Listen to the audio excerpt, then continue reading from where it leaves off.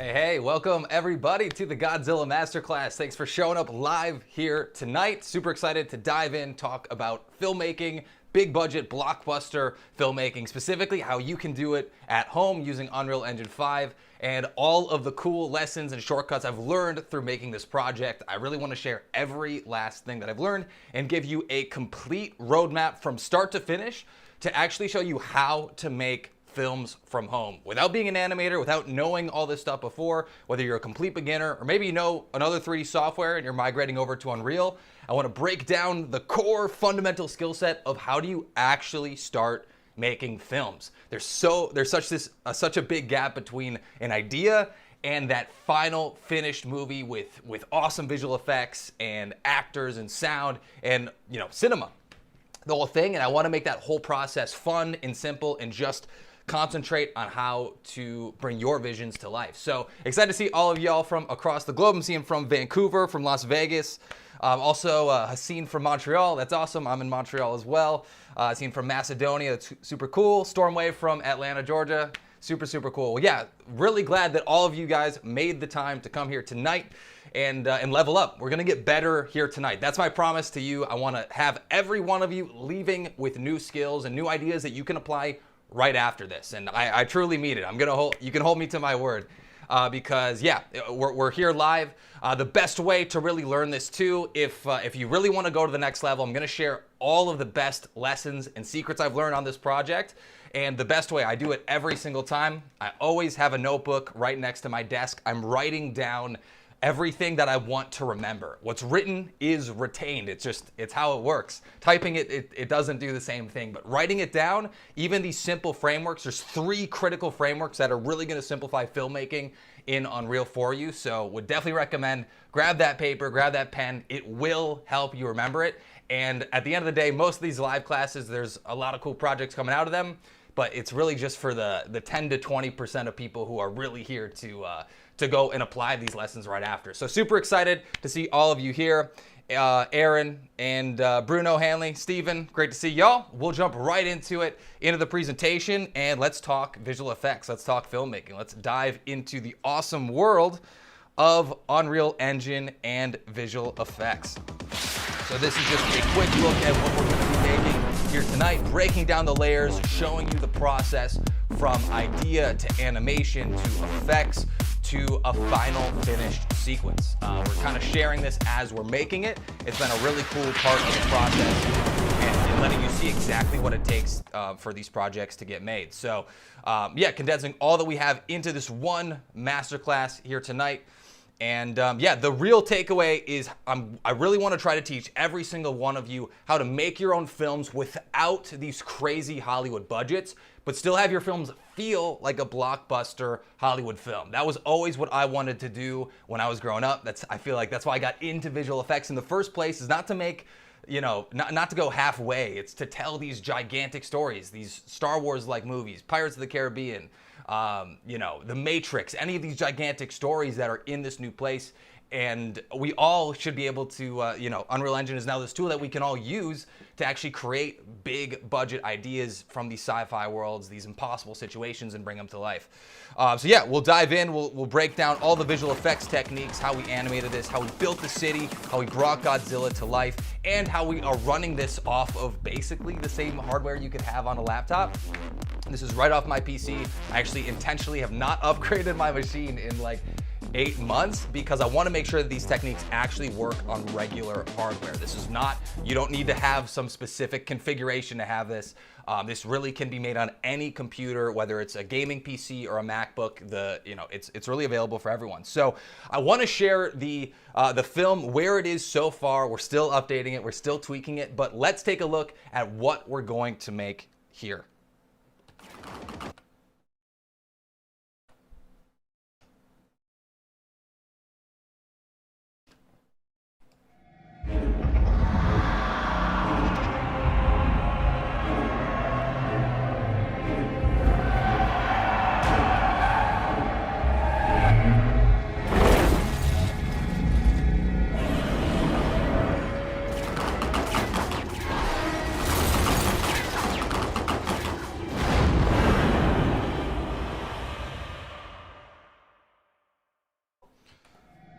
Awesome. So yeah, that is the goal today. We're going to break down this whole short, and it's so cool. I honestly do believe it. Now more than ever, Unreal 5 is really the tool that I've been waiting for my entire career. It's one thing that opens up the floodgates and all the doors to just bringing your ideas to life. You're no longer really limited by the software, by the tools. Now it really is by your own ideas and just mastering a couple of the softwares together. It's actually pretty simple. And again, we'll show you the whole roadmap.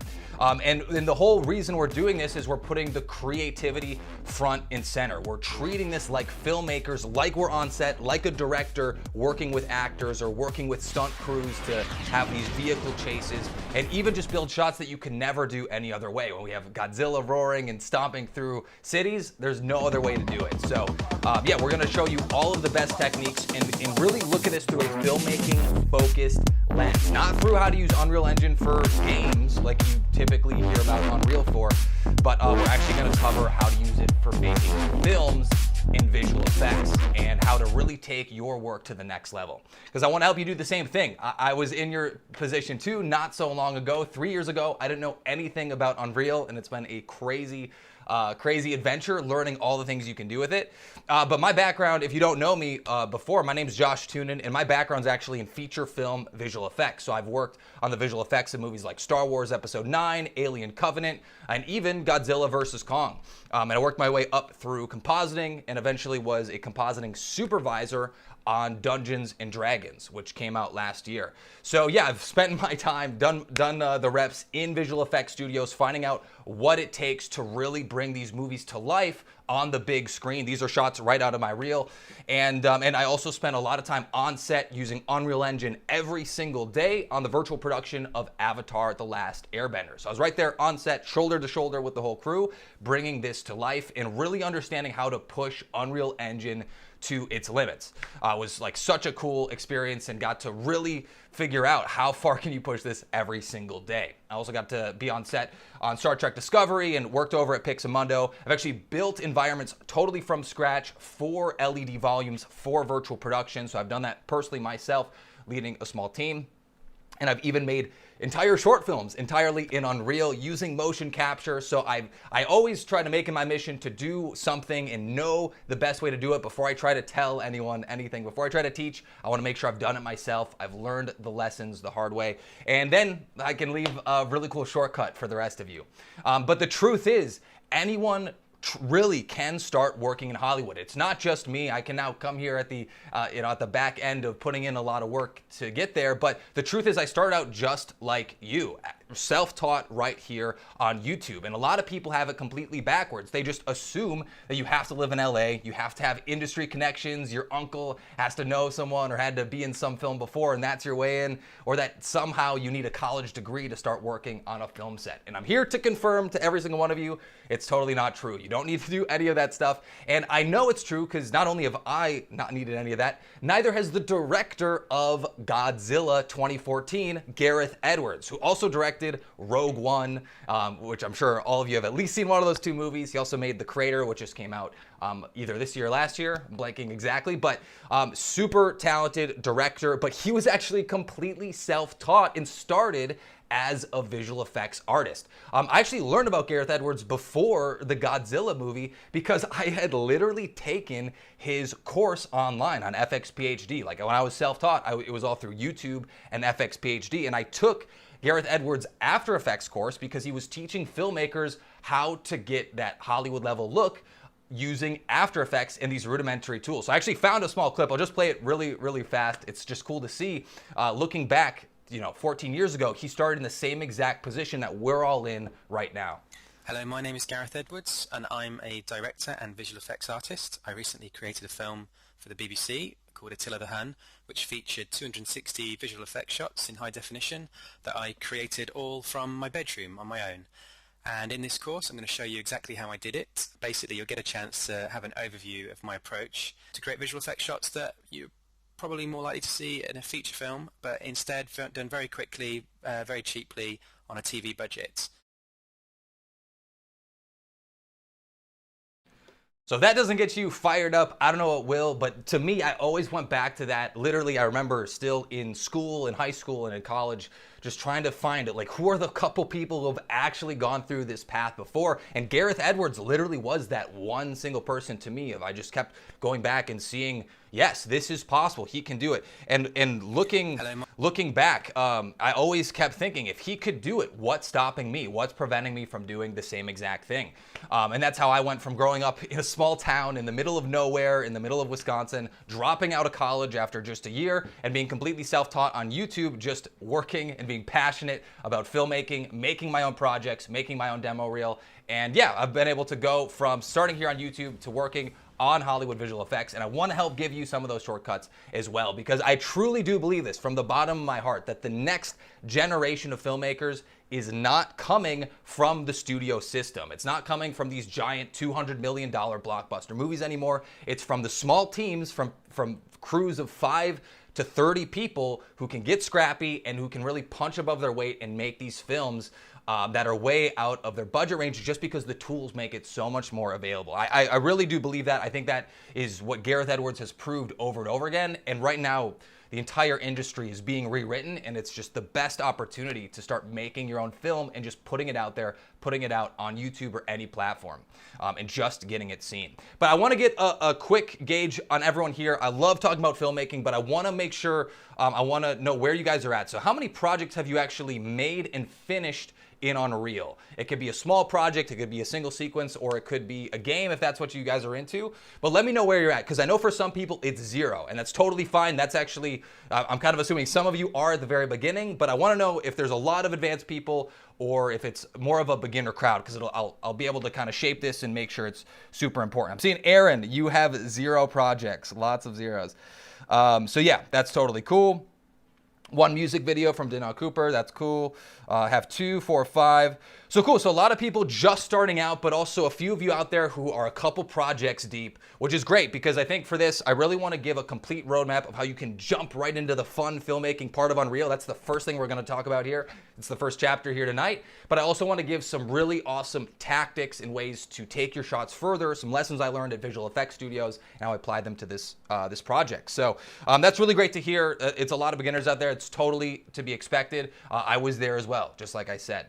But yeah, to kind of jump back to the filmmaking side of thing, I think this is a really important question that we all address here tonight, because I feel like for all of us, we're filmmakers at heart. You might have a different speciality, but we all love making films. But how do you actually get good at making films? It seems like an obvious question, but a lot of people mess this up.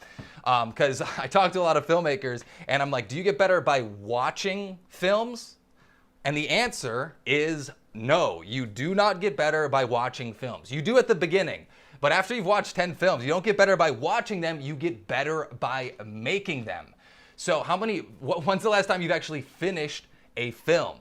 It's a thing where I even get queasy at that question if you asked me before I made this Godzilla project, because hey, it is hard. There's lots of things in the way, and honestly, the trick for all of us is we need to practice. We need to get better as filmmakers, and we need to do it faster and easier. So we don't need to get crews of 30 people just to practice for one time. We don't need expensive film gear and lights and crew and lunches and locations just to start practicing filmmaking. And the 2 problems that I face, and I think everyone eventually faces, is that it's either super expensive or it's going to cost you a bunch of time. And that's why I think using CGI and visual effects is actually a great shortcut to start practicing filmmaking and developing your eye as a director, as a filmmaker. But this happens every time when everyone goes online and they start pulling on this thread of like, yeah, maybe CGI, maybe visual effects. They get kind of lost in the weeds going down all these different softwares, all these different rabbit holes. Maybe it's Houdini, maybe it's Blender, maybe it's Maya, maybe it's After Effects. And a lot of times people get pulled in all these directions and then they don't go in one direction. They end up learning nothing. They end up learning like 20% of all these different softwares and not learning 100% of one. So it's really important to understand, why are we picking Unreal? Why did I choose Unreal for this project? And ultimately, even bigger than that, why am I choosing Unreal for the next 5, 10, 15 years down the line? Because that's how I look at it now. I've really made going from my visual effects studio career to working on my personal projects, I made a really big shift. And it's for very good reason. It's because rendering CG, if you're not familiar, for those of you that know Blender or Maya, you've seen this screen before, the pixelated screen of death where you're just waiting for your renders for hours and hours and hours. And this can be okay if you're working on a single frame, you're working on one image. But if we're trying to make movies, we're trying to make sequences, we're trying to make 10-minute, 20-minute, 90-minute films, you cannot make films like this one frame at a time. And this is the big problem with old school visual effects, is that you're punished. The more detail you add into your scene, the better you make your 3D scene look, the longer you end up waiting around for those renders. And I fell for this trap so many times. I've made a lot of CG films that never got finished, that are stuck on the shelf with like 5 shots done and 5 not complete. Maybe some of you have been there too. You don't have to raise your name and put it in the chat, but I know you're out there because it happens. We get started on these projects, they're super fun, but you can lose steam because it's such a slow process. So ultimately, that's where I got stuck. I was like, I need to find a different way to do this, and I can't make films the way visual effects studios do if I want to make them at home. And the big solution to this with Unreal 5 is real-time rendering. It's that you're never waiting for renders at all because we're in a game engine, we're moving around, seeing everything in real time, just like in reality, just like in real life, like on a movie set. It is real time. That's the huge advantage here. And when you make films in real time, whether that's on set in virtual production or you just can move around your scene, things become a lot more creative, way faster. And Unreal has all of these interactive systems that really take advantage of this real-time idea. Things like muzzle flashes and effects and explosions can be dynamically added into your scene. And you can reframe the camera at any moment. You're instantly looking at the final result the entire time instead of getting bogged down by waiting around and guessing what your final result is going to be. And this is just a much better way to make films, whether it's making environments like there was in Irradiation, or whether Unreal Engine is also used on Love, Death, and Robots. In Season 3, there was Invaulted Tombs made by Sony Imageworks. And obviously Unreal Engine, if you don't know, was made famous on The Mandalorian being used on set in virtual production. But at its core, it's the same fundamental skill set that we're gonna cover today. And that's why I'm so excited. So I'll try to cram it as much as I can. I'll try to talk quick, just make sure to listen quick. And yeah, we'll get through this because super excited. There's so much potential to really create these blockbuster films just from home. And we can really practice filmmaking. We're not restricted by budgets, by ideas, by locations, by air conditioning, by feeding a bunch of crew members, or by having the most expensive lens and camera gear. Now you can really create anything you want in your world. This is all Unreal 5. This is the power of Unreal Engine, where you can have unlimited polygons, you can put lights anywhere, and you can really just focus on being creative. Does that sound fun? Because yeah, this is what we can do with Unreal 5, and you can take it from there. You can use this to be your own boss, to start freelancing, create your own ads, create product videos, create commercials and freelance projects, create music videos for musicians, and you can also use it to start working on set. And ultimately, what I want all of us to come out of this with is how to make better films at the end of this. So you guys excited? We're gonna cover how to use Unreal 5, how to make films, and ultimately, really my secret agenda here for all of you is to get you into visual effects studios faster by helping you build a demo reel. Because one of the biggest mistakes I made a lot of mistakes along the way. I've been through film school, I've done all that stuff. And no one was making films, no one had a demo reel, and at the end of it, no one had a job.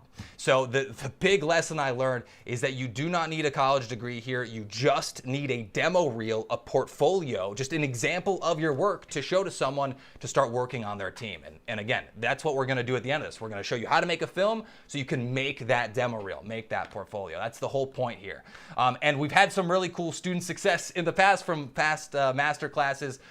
We had a student, Gaura Vital, who went through our Dune Masterclass and was able to actually create a really stunning environment that had a ton of scale, creating these sci-fi worlds, following all of this stuff step by step. So yeah, definitely take notes, pay attention, put that phone in the other room if you want an even better time, because we're going to dive in. But without further ado, let's jump right into it. Let's dive into Godzilla. Let's create some Hollywood-level visual effects and films without knowing how to code, how to model, or how to animate. Without these crazy Hollywood budgets, we can do it ourselves from home using Unreal Engine 5. And again, completely free for any of you to start downloading today if you haven't already. So yeah, how to make Hollywood films without Hollywood budgets.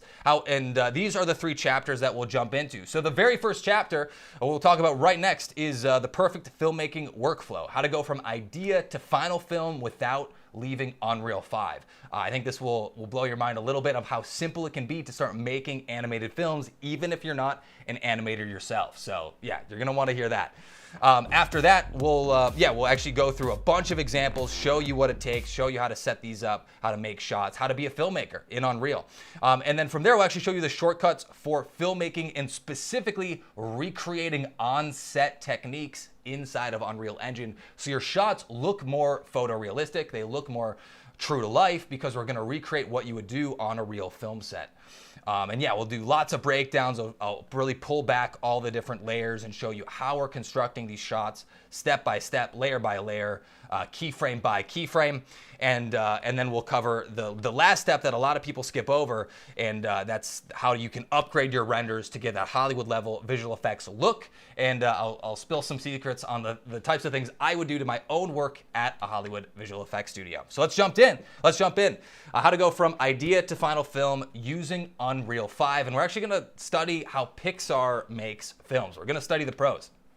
So this is actually my favorite chapter. So let's walk through my framework on how to become a better filmmaker faster, and specifically how we can make 10 times more movies inside of Unreal 5 than you can make in real life. And you can become a filmmaker much faster using this method I'm going to walk through here. But yeah, just to start and see where you guys are from, I'd love to know, what is your favorite movie? Like, what's even more than that, what is the movie that made you want to start making movies? If you can't tell here, mine is the pod racing scene from Star Wars Episode 1. That is the single moment I literally can just teleport back to that moment in time. Remember being there in the cinema, my seat rumbling, the chairs just like quaking, and really transporting into this other world. That was like the one that really stood out to me. Seeing Dune was the most recent one. Honestly, Dune Part 2, I feel like I fell in love all over again with movie making and cinema. Transformers, that's super cool. Jurassic Park, Godzilla 2014, that's awesome. Showery Dragon. And yeah, Avengers, Jurassic Park. So many cool ones. And I think it's really important to go back to those moments, because that's where all of this started for me. Is I just would obsess over all these different movies, most of them being some of the Star Wars movies, and I would just always think to myself, like, man, I want to make that. Like, I would look at the credits and see all these names, and it's like hundreds, if not thousands of people are getting paid to do this. Why can't I do it? And I always I just felt like if they can do it, like, then I know I can. I just need to put in the effort. But the big problem I see with a lot of people jumping into Unreal is they go back to that favorite movie. Maybe they're thinking of Jurassic Park, and immediately they're like, okay, let me get a dinosaur model, let me put it into Unreal, and let's start animating our shots. Let's do some roaring shots, and let's just start jumping right into animating our characters. And this is a really fatal mistake, because really one belief I want to break down and reconstruct for every single one of you is, how do you actually start making an animated film? What is step one? It's a chicken and egg situation. Where do you start, and how do you make sure you're doing it fast and you're not wasting time as you're trying to make an animated film, because there's so much time that can be wasted here. And this is the big trap that I want all of us to avoid. If you follow this correctly, I will save you literally months, if not years of your life. If you are a lifelong filmmaker, like I know I'm gonna be, this will literally save you months, if not years. So I'm telling you right off the bat, do not start animating a single character, a single vehicle, anything like that when you're first starting out on a film. You don't want to start with animation, with clips, with films. You want to start with images. So the key lesson I want to go through here is we want to actually make our sequence first. Now, what do I mean by that? Films are just sequences. Sequences are multiple shots together. Multiple shots make a sequence. Multiple sequences make a film. So we need shots to make a sequence. We need a sequence to make a film. That's the thing here. But we can't spend all our time making shots first. We actually need to somehow create a sequence we need to create our film before we create our visual effects. We need to know what we're going to make. We can't just, we actually have to have a structure. We have to know that we're telling the right story in the first place. So we somehow need to create our sequence before our visual effects. So I want to learn from the pros. I want to see how animation studios tackle this problem. And actually, over Christmas break, just this last year, I was reading a book from Ed Catmull, who's one of the godfathers of modern CGI. He was the president of Pixar Animation, and he wrote a book called Creativity Inc., going through how they first started on Toy Story all the way to their most recent movies like Onward or Buzz Lightyear or anything, or Inside and all those great movies now. They've developed a process, and even though the technology has changed a lot, their process for making the movies and going from story to sequence is almost exactly the same as it was literally 25 years ago. And the way they actually construct their film and the way they write their film in the first place is by creating a story reel. So at Pixar, no one reads scripts. They only watch story reels. They actually want to see what this story looks like in movement by drawing simple images, basically by drawing a storyboard and mapping out the shots one by one, one after the other. And the goal here is not to create a comic strip or to create a storyboard. That's actually not the point at all. It's to literally create a film, something that has video, something that has a visual component and sound together. That's the mistake a lot of people make, is they're jumping right into animation and they jump into we want to work on Godzilla, we want to work on the cool stuff, but we don't have our film yet. We don't have the sound, we don't have the pacing, we don't have the rhythm, we don't have our sequence. So we need to create that sequence first. So to do that, we're going to create a story reel.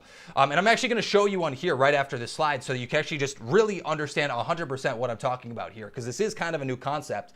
We're actually going to take a look at one of Pixar's story reels from Toy Story 3, made by the screenwriter Michael Arndt, so we can actually see how is Pixar planning their films before they go in and start creating it. And if we follow this process, it's going to allow us to make these crazy big budget films so much faster. So yeah, let's take a look. So this, just to introduce this clip, we're going to take a look at Toy Story 3. And basically in Toy Story 3, if as a quick refresher, Andy has grown up, he's leaving college, he no longer needs his toys, they're all feeling abandoned, and basically they're at a crossroads of, do we have his sister play with us, do we go to the neighbors, or do we go to a daycare where we can get played with forever? That seems to be the dream of every toy, but it turns out not everything is as it seems, and this is basically their first day in daycare, and they get that rude awakening of what it means to be stuck or trapped in daycare for the rest of their lives. So let's take a look at this sequence, and then we'll show you how to apply this methodology in Unreal to make films even faster. They're here! They're finally here! Ah, I'm gonna be played with! Rex?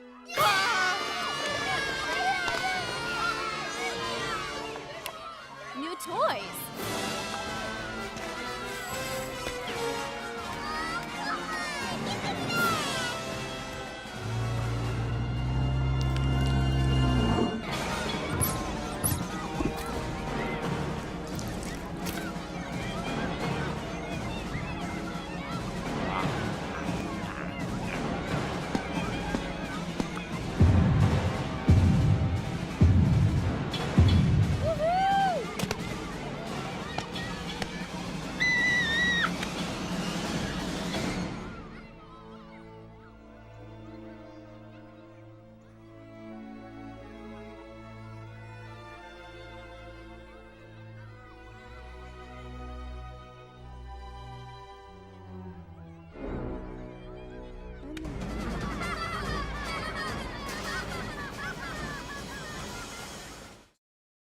So that is how Pixar plans out and actually writes their movies. They have a screenwriter, they do have someone there responsible for the story, but they're actually working with that story department the entire time, and they're working together. So no one's reading scripts. They're actually only interested of, does this movie actually work when I watch it just like an audience member would. And it's crazy how the whole movie actually does come to life in that crude form. You get the pacing of the music, you get the character beats, you can feel the energy shift between Woody thinking he has power to Lotso, the bear at the end, turning out that he's actually in control secretly this whole time. And you see the comedy moments. That's another huge thing with animation, is it's super easy to lose that inspiration, that quality of capturing something raw in the moment in real life.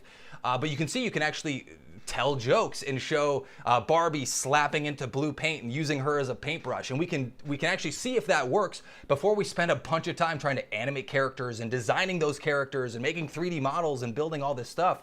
We just want to make sure that the sequence works in the first place. But the good thing for us is, don't worry, you don't have to draw. That's not what we have to do here. We actually can just screenshot Unreal. So can you guys screenshot? Can you press print screen? Because if you can do that, then you can literally start making films in Unreal. And it's actually really fun and intuitive.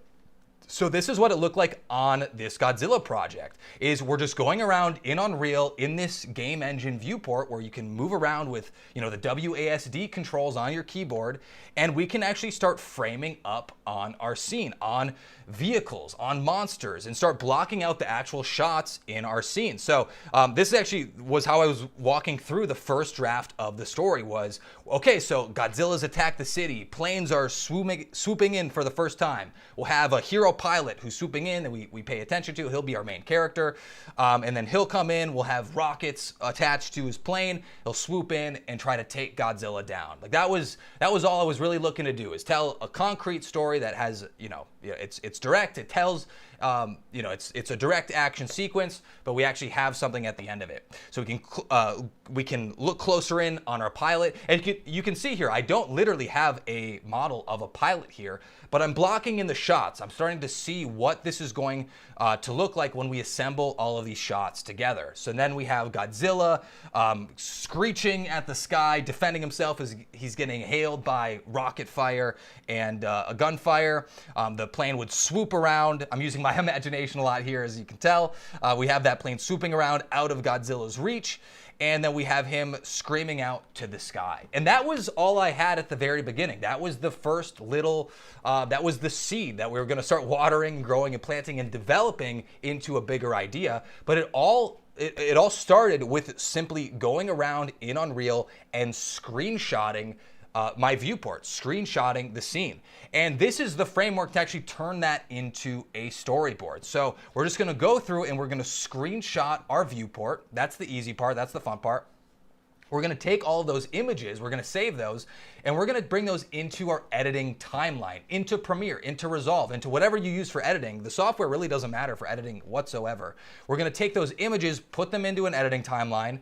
We're gonna add in other stills and clips. Like once you have that first draft, once I had those first 8 images, now I can start to see like, oh, there's gaps. What if I added another shot here? Or let's look through another movie and see like, oh, that's a really cool wide establishing shot. You can literally cut out that shot from a YouTube video and just put it in your story reel to just see if it's gonna work in the first place. We're trying to be very creative here, and really we're trying to block out this movie, and it can be, we can be creative. We can use temporary clips and images and stills from movies as we're painting the idea of what this sequence really needs to be, and then we'll go ahead and create our own version of it that tells this unique story. But we'll add in those stills, we'll add in those clips, and then super importantly, then we'll add in the music and sound effects, and we'll find the pacing and the rhythm of our sequence before we animate a single frame. We need to make sure this works as an entire sequence, and a lot of times it comes from the music first. Any of Martin Scorsese's movies,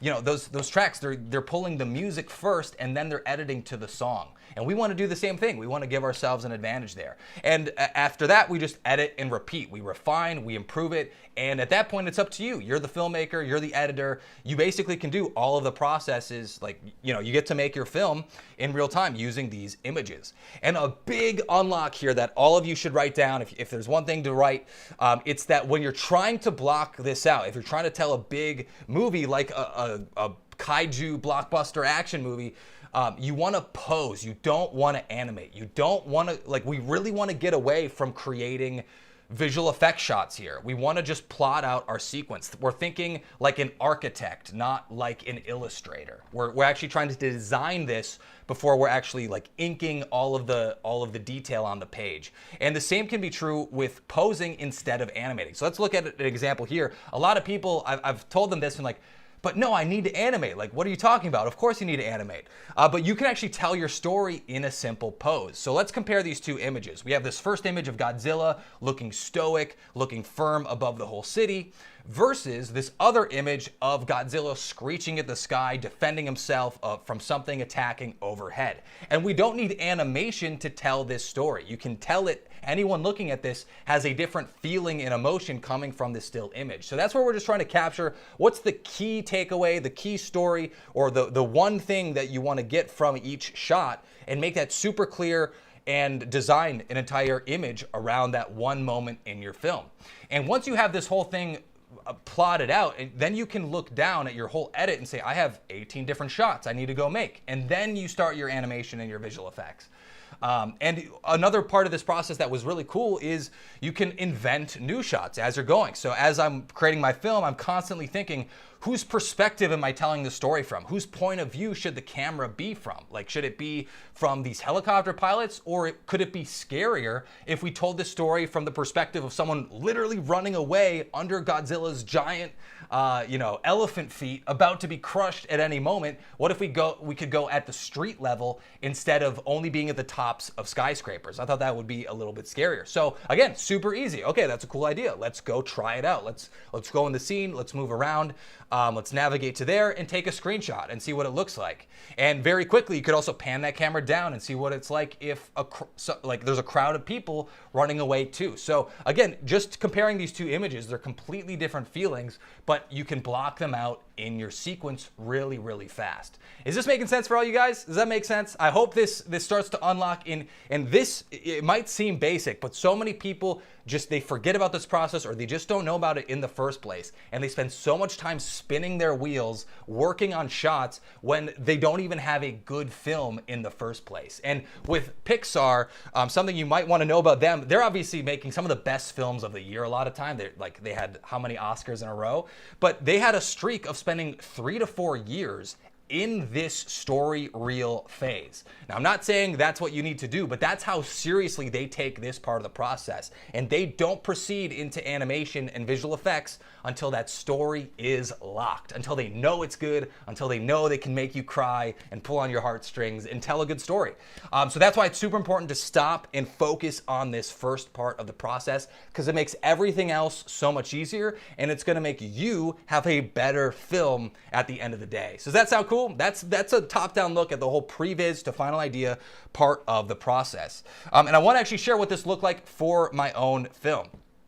Going through creating a camera for every single angle, and in the end, actually, basically we'll go from screenshots, and once we have those cameras created for each angle, then we can start adding simple animation to each shot. We can figure out the frame ranges, we can see how long each shot needs to be, and then we can bring that back into Unreal, and we can start blocking out the animation from there. So that's exactly what I did in this process. We just made it a camera for each shot. Then I would go back in, and using Sequencer, which we'll talk about in just a little bit, I could go back in and actually start adding some basic animation and see if these shots actually do work as a sequence. But because that render time is super fast, this is exactly how long it takes to render things out, you can really, really quickly take those shots, render them out of Unreal, and just pop them into your edit just like that. Super, super fast. So you can go from still image to previs animation, basic blockout animation in no time. It was actually one of the fastest parts of this whole process, was that first initial blockout. And it feels fun and creative the whole time because you're in the software you're used to. You're in your editing program of choice. But yeah, so let's actually take a look at the previs. And again, this is always super raw. It's always a little embarrassing to show this stuff for myself because it's the earliest version of this idea, but I want to give you an honest look behind the scenes on where I got to at the previs stage. And then from there, I'll show you how we can take it to the next level and actually start making it look like a Hollywood visual effects film. So yeah, let's take a look at the previs.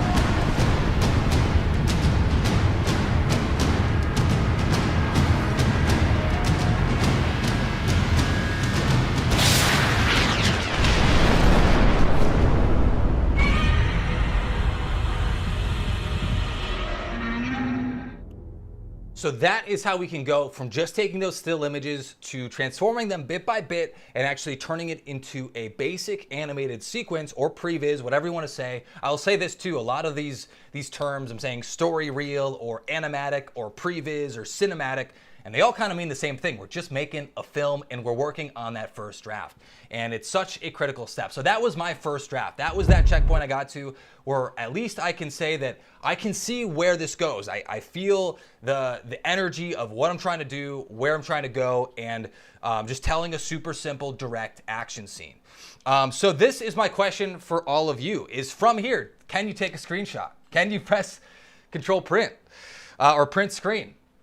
Because that's all it really takes, and just a little bit of going back and forth between Unreal and an editing timeline. But at the end of the day, this is that skill of filmmaking. This is the way that we're gonna make 10 times more movies. Is, I swear to God, if you just went through this process and made 10 films from scratch just at a image level, just making these story reels in one image at a time, telling your story instead of worrying about the final visual effects in film, I am telling you, you will, out of that exercise, you would become a better filmmaker than making 10 films from scratch, because you could do it so much faster. So that's one of those things. You can make a lot of films this way and really get a lot of reps without crazy high budgets, without crews, without equipment, without gears, without a camera even. You can just do it from home using this method, and it's still the same tools. It's the same exact ways to tell a story, whether you have an Arri Alexa, this super expensive film camera, or you're just using Unreal Engine. So if you can take a screenshot,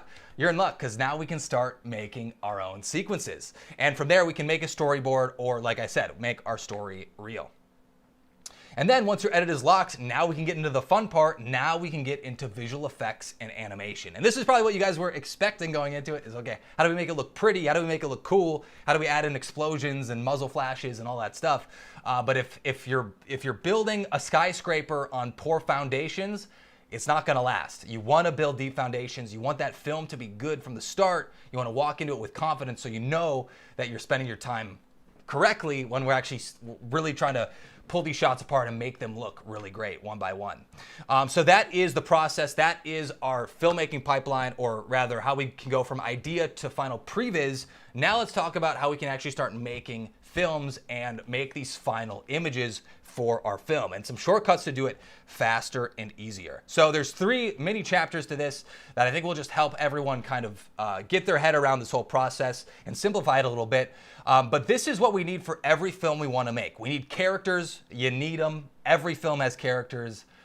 Don't try to come at me with some exceptions. Every good film has characters. If you really think about it, you know it's true. And then after that, we obviously need our environments. We need our film set, and we can actually be the set designer and create that ourselves, which is super fun. And you don't need to model to create your own environments. I want to make sure that's clear. And then after that, we'll show some really fun shortcuts to make our films look even better. So the lights, camera, and action. Lighting is the secret step to make your shots look more cinematic. And obviously, we need to make sure our cameras and our action is looking photoreal. So that's where we'll get to at the end. We'll save the explosions for last. But yeah, so first though, let's talk about characters, and specifically, I'm sure one thing you might be asking yourself is, wait, how are we supposed to make an animated film if you're not an animator yourself? And don't worry, because I am not a character animator myself. I am not good at character animation. You don't want me animating characters on your film. But I can still make films as a director, as a filmmaker, using Unreal. Now, how is that possible? Well, the good news of this is that you really genuinely don't have to be a character animator to get started making your own films. But truly, you do need characters. So where can we get characters? How can we bring them into Unreal, and how can we start using them to make films? So there's 3 different places that you can get characters from. I want to give you all 3.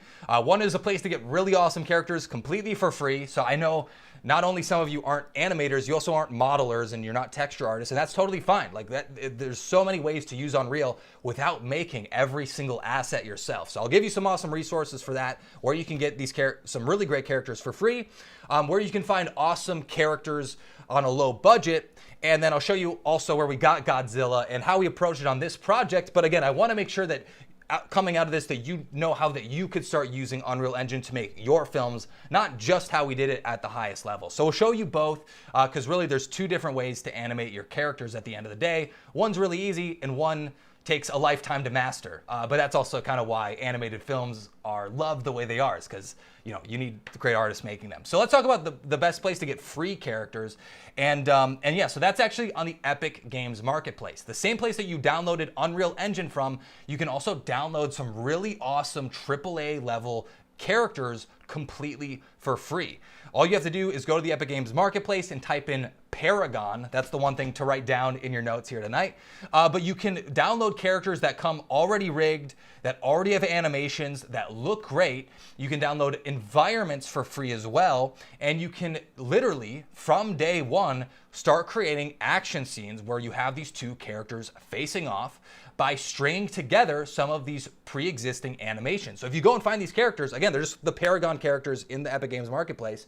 They come with 40 animations each. They come with skins. They come with all these different things. So you literally can start making your own animations. So this is what it looks like in the Epic Games Marketplace. But this is so overlooked, and this is one of those really well-kept secrets that the people that know it should be sharing it more often. And this is one of those things I wish I knew when I first started. You can get orcs, you can get monsters, you can get there's even monkey characters, there's humans, there's soldiers, there's a little bit of everything. And yeah, you can get any of them and download them, import them directly into your project, and you don't need to worry about animating a single thing with those characters. They have drag and drop animation clips that you can just apply into your scene. But the way I actually suggest most beginners start is not with characters, not with bipedal characters with arms and legs and joints and hard to recreate movements. To even go simpler than that, let's take a step back. Let's actually start with vehicles. And that's the one thing I really want to focus on here, is how we used vehicles to create some complex animation, or at least make it look complex. But the secret here is that with vehicles, with planes, all I'm really doing here is I'm just setting an in point and an out point. I'm basically setting two keyframes, one at the start and one at the end, and I'm telling Unreal to just animate in between them. And most of the shots actually end up looking something like this. I think my presentation's stalling out, but yeah, we're literally just walking through and we're placing a start point. We're placing our camera saying, okay, I want the plane to start there. And then you're placing an end point to say, okay, that's the arc of the animation of this plane. And then depending on how close they are or how far apart those keyframes are, you can make it faster or shorter. So does it get to the end point fast, or does it take a long time to get there? That's really all that we're trying to do or focus on there. That clip did not play for some reason. That is a little bit of a mystery. Let's see if we can get that playing one more time, because it's a cool clip. Maybe not. Sorry about that. But anyway, this is the cool part is it's really simple to set up two keyframes, go from one place to another. It's the same with planes. It's the same with helicopters. It's the same with cars for the most part. You can do a lot of these things, or spaceships. Spaceships are the best thing ever. They're the easiest to animate. You just say, hey, start here, end here. Anyone can do it. But what's really cool is you can actually start to attach your camera to vehicles. So I can take this camera and attach it to this plane that you're seeing here. And by doing this, looks like my presentation is really freaking out here. So give me one second. Let me just start this back up from scratch, because these are some fun examples that I want to really make sure will help you kind of paint this picture. Here we go. We're back in action. So you can set up a camera, you can parent it to any of these vehicles like this plane, and then that plane will stay in the view of the camera the entire time. So all we're doing here is we're basically treating this like a GoPro. We're attaching the camera and bolting it on to our plane, and we're able to get some really cool vantage points and points of view. So we can either bolt it directly onto a plane, or it actually is easier than real life when we're doing it in Unreal. It doesn't have to literally be attached to the plane right next to it. It could be 100 feet away, like we have in this shot here, but we're still locked in and we have the perfect shot the entire time. So that's why I love working with planes and vehicles, tanks as well, is it's very, very easy to attach a camera in a realistic way, recreate some of those real life filmmaking techniques like they would do. Like Dunkirk was made in this exact way of literally bolting cameras onto planes. and you're just able to visualize the entire scene all in one place, all in real time. And you can do this to do point of view shots or look over their shoulder or even look through the dashboard and start to see, like, the part of the story could be that the engine blew out, or that, you know, it's speeding up and the RPMs are about to blow the engine. You know, you can actually use different things like this as part of the story. We included a little image there too, a little family photograph just to make it feel more personal. But yeah, you can really go to town and animate all of these things if you rig vehicles the right way inside of Unreal. You can literally animate anything you want the entire time. And this is true of helicopters. So we did the same thing for this setup. We're just literally treating it like a cameraman is sitting in the same seat as the other soldiers. And we have that helicopter actually traveling through the air just like it would in real life. But by parenting the soldier to our helicopter, now we have the helicopter with the soldier inside, and then we're going to do the same thing with the camera. We're just going to actually treat it like it's attached, like it's inside of the chassis of the helicopter itself, and we can recreate the looks of something just like you would in real life. And that's the biggest thing I think a lot of beginners overlook, is they try to get a little too fancy and try to invent these never seen before cameras. And it starts to look a little bit like Power Rangers. It just starts to look a little fake. And it's because we're straying from what you would actually do if you were trying to shoot this in real life. Now, all of this stuff, any animation that you're going to create, if you're animating in Unreal, it happens inside of Sequencer. So if you're brand new to Unreal, this is the one thing that you really have to master for sure, is Sequencer. This is where you're going to animate everything. This is actually a good way to look at it. It's not just animating characters. We can also animate lights, or we could add muzzle flashes. But this explosion on screen right, we have that explosion happening, but all I'm doing there in the Unreal scene is I'm actually animating a point light, an actual light living in the scene, brighter, and I'm timing it to the impact of that explosion. So that explosion didn't exist in Unreal, but the light interaction did. So everything you're seeing here is animated, from the helicopters to the muzzle flashes to the camera itself. It's all animated inside of Sequencer.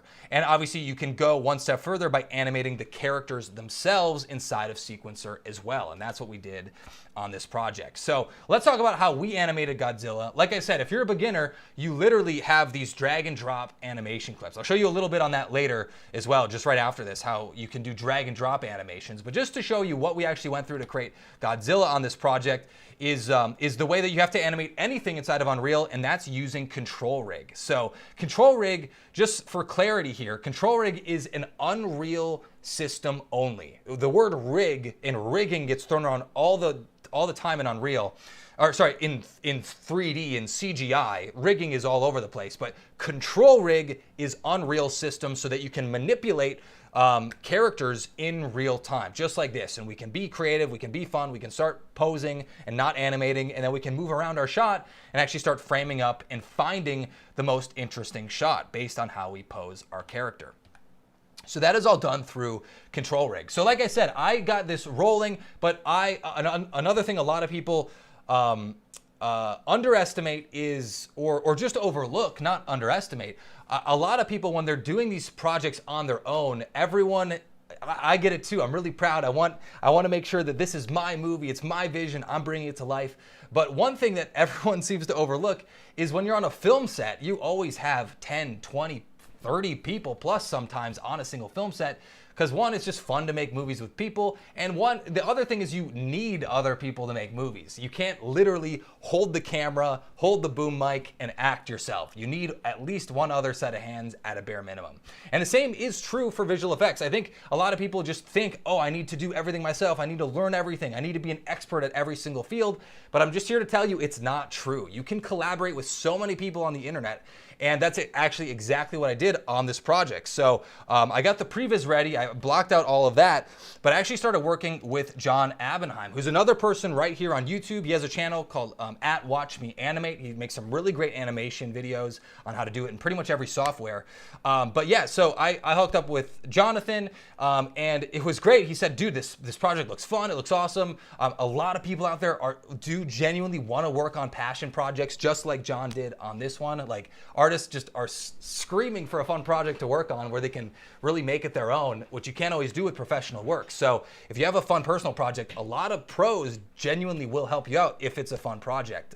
But yeah, so Jonathan was on board. The only problem was he didn't know how to animate inside of Unreal. So we got on a call, we hopped on, and we were able to teach him how to use all the character animation tools in Sequencer in just a single day, and just like a 2-hour session to get up to speed. Obviously, he spent a lot of time animating on other projects. We're just teaching him the software, but that's how intuitive it is. It's like if you know how to animate characters in other softwares, it's really easy to do it in Unreal.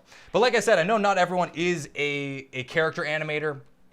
I'll also say this before we jump onto the next section, how the rest of us can also add animation. But also the rig here was created by Sanal Deep, who is another person. I just saw he made a post on LinkedIn showing like, hey, I make control rigs. He made this control rig of this bug. It almost looked like Starship Troopers. It was just this bug model with a cool control rig. The morning I was working on this project, complete coincidence, it popped up on my feed, and I was like, I reached out, I sent him a message and said, hey, Sanal, like I'm working on this project. What do you think? Could you help make me a rig? And he said, sure, this sounds fun. This sounds awesome. This would be a thing he'd like to work on anyway if he was doing it himself. So yeah, it's just about finding the right people, finding the right project. Not everyone's gonna help, but you'd be surprised at how many people respond, who wanna work, who wanna help. And lots of people are out here. We all want to make films, and it's easier to make films together when we're using all our different strengths. Like I'm really great at the lighting, cameras, and compositing. I'm not so great at animation, so I want to find those other people so we both have a better project than any one of us could make solo on our own, and that's what we try to do here. But yeah, the Godzilla model itself I actually got off of Turbo Squid, which is a great place to get assets as well. Turbo Squid and CG Trader are my go-to for higher quality characters and things like that. There's a couple others, I suppose, as well, but those are my go-to. But yeah, we got this model. It looked great, matched the 2014 look.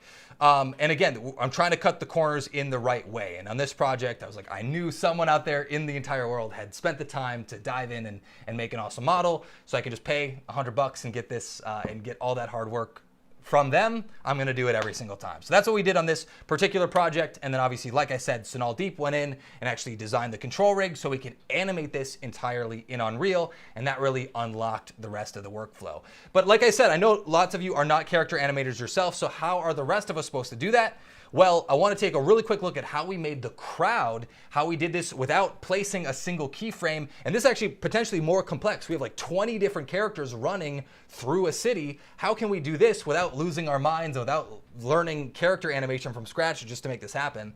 Well, there's actually some really cool tools that you can use to have a really nice shortcut here. So I'll share a really great method that will let you never have to rig something yourself and also never have to animate a character yourself if it's a human, if it is like a bipedal skeleton with arms and legs, which is a lot of them. That's a lot of people in your movie. So how can we do that for free without the headache? And as an added bonus, how can we get free rigs and free animations with a model, with any model that we have? So I got this model pack from Big, Medium, Small, but these didn't come with rigs. They didn't come with control rigs. They didn't come with animations. And I was kind of worried because I'm like, okay, this is cool. This is a good head start, but am I gonna have to rig and animate every single one of these characters? Well, the answer was actually no. I just took one of these models and I uploaded it to Mixamo.com. So if you don't know, Mixamo.com is a completely free website where you can upload any 3D model, any humanoid character, and you can use their auto rigging feature. And basically what I do is I bring this into Blender, I just export it as an FBX file, which is just a great universal format, super easy to do. And I'm gonna upload this to Mixamo.com, which is also free. I'm gonna say where the chin is, where the knees are, where all this stuff is. And then what Mixamo will go ahead and do is it will rig our character from scratch. And from there, now we can use any of the animations in their entire library. So we literally have hundreds of animations at our disposal. So we could have them limping through the city, or we could have them running and sprinting, or tumbling down and falling to their feet, or turning around in awe of Godzilla. And we can really just look at, okay, what are the little micro stories we want to see in our crowd? We can just download them and literally click and drag them into Unreal in order to upload them. And I really do mean it. That is how simple it can be with this workflow if you use Mixamo.com correctly. And the best part of this is once you have these pre-existing animations that we already got for free, it's super easy to combine them together to tell unique stories and create your own custom choreography and your own performances inside of Unreal. So we had all of our characters imported into the scene. Here we have Godzilla, we got the whole scene set up, we got our camera ready. And literally, I'm just gonna bring our character into Sequencer, and I can pull down on this list of animation clips here. These are just the clips I downloaded from Mixamo.com. And we have this running animation. And if I want to stitch two different animations together, I'll just take two different clips. So let's bring in this fast run animation next. So we got the two together. And if you extend any clip in Sequencer, by the way, it'll just loop indefinitely, which is a nice little trick. And all I need to do is match them up together, match them up back to back. And by using the motion blending tools, which you literally just right click and say, hey, I want to use the motion blending tools. I want to match the position of the last animation clip and combine these two together. Just by doing that process, we can go from this running and looking back animation to sprinting forward. And now we have this little story for this one character, and it just took a couple seconds to get up and running. Again, because we're not animating anything ourselves. And then from here, we could duplicate this, we could offset it earlier, or we could change his location so he's closer to the camera or way further away into the background. And we can make these little changes like offsetting the rotation or his position, or making him run sooner or later in the sequence, and just continue to duplicate, replicate, rotate, move things around, and give this illusion of complexity. And before you know it, we already have 3 characters in our crowd here just by duplicating and offsetting things here. But that's not going to work for an entire crowd, so that's why we downloaded a bunch of different animation clips. So in this one, we could add this, there's this stumble backwards animation. So we literally have our character falling backwards here. So we could have him falling back and literally getting crushed underneath Godzilla's foot. Or we could take it easy, we could rotate him around and actually have him jump out of harm's way, just out of the blast zone of Godzilla's foot. And that's the thing, that's where we can really be fun and creative and not get bogged down by the technical side of animating like you might have inside of Blender or inside of Maya. It's really creative, and it is drag and drop, and we can to me, I came from the After Effects world. Like I said, I took Gareth Edwards' After Effects course. And to me, Sequencer is just like using After Effects, but in a 3D scene where anything is animatable. I can animate text, I can animate characters, I can animate lights, I can animate fog. It's all here, and it's all easy to replicate and duplicate. And if you rig all of your characters inside of Mixamo, then you can actually swap out that character model at any time. So before I had that our sweatshirt dude for every single one of those animations, but I had a couple variations like you saw of that crowd. I have one in a suit and just different costumes, different shoes, different glasses, face masks, all that stuff. But I can literally just swap out that character like you're seeing here, but keep the animation exactly the same because they're using that same Mixamo rig and those same Mixamo animation clips. We're just swapping out the model. And this is what it looks like when you're putting all that together. So I went in and got even more models. There's a female variation of that of those characters from that crowd, and added in the car and everything like that to really start to bring it to life. But does that start to make sense on how you can assemble some of these more complex scenes? We're literally just taking these assets, we're bringing them into Sequencer, and we're starting to assemble them together like a filmmaker. And this is the same workflow that you can use to make action scenes like this, to create fight choreography. This is actually using a character from Mixamo.com, so I didn't download this character from anywhere else. Like Mixamo also has a library of characters, which make it even easier. So if you want to start out, this is the best way. If you went through the crash course on Unreal for VFX.com, you'll get this download sent to your email. And you can literally download this project file, and I'll walk you through the whole process because it is an easy process, and I use it on every single project. Some of you might have heard Mixamo in passing. I've heard about it a bunch, but I still see a lot of people know these techniques, but they don't actually use them. And I end up using it in one way or another every single time on animation projects, because usually you need crowd or you need someone up close fighting or just keeping a crowd alive and interested, or working on, if they're in a plane aircraft carrier, then you need people working on the planes, things like that. You can get all those animations for free from Mixamo.com. But yeah, that's vehicle and character animation in Unreal 5. Those are the shortcuts on how you could add vehicles and characters into your scene without being a complex character animator yourself. And now you have all the resources to get free rigs, free animations, and free characters that you can actually start using in Unreal right after this session. Is that cool? Hopefully it gave you some really concrete stuff that you can actually start applying. That's what I'm always looking for in some of these live classes. So I want to make sure we're over delivering. Yeah, let's get through environments and lights, camera, action really fast. I'll try to pedal to the metal here to get through everything. But these are some really cool techniques coming up next. We're going to dive into how to build your own sets, how to do it quickly inside of Unreal. But more important than that, we want to talk about how can we apply some of these Hollywood visual effects techniques that I've learned at Visual Effects Studios and apply them to your Unreal Engine scenes to take your work to the next level. That's what we're going to get to in this next section here. So I'm super excited. Let's go over environments next as part of our perfect filmmaking workflow. And let's go through the shortcuts to build cinematic environments in Unreal 5.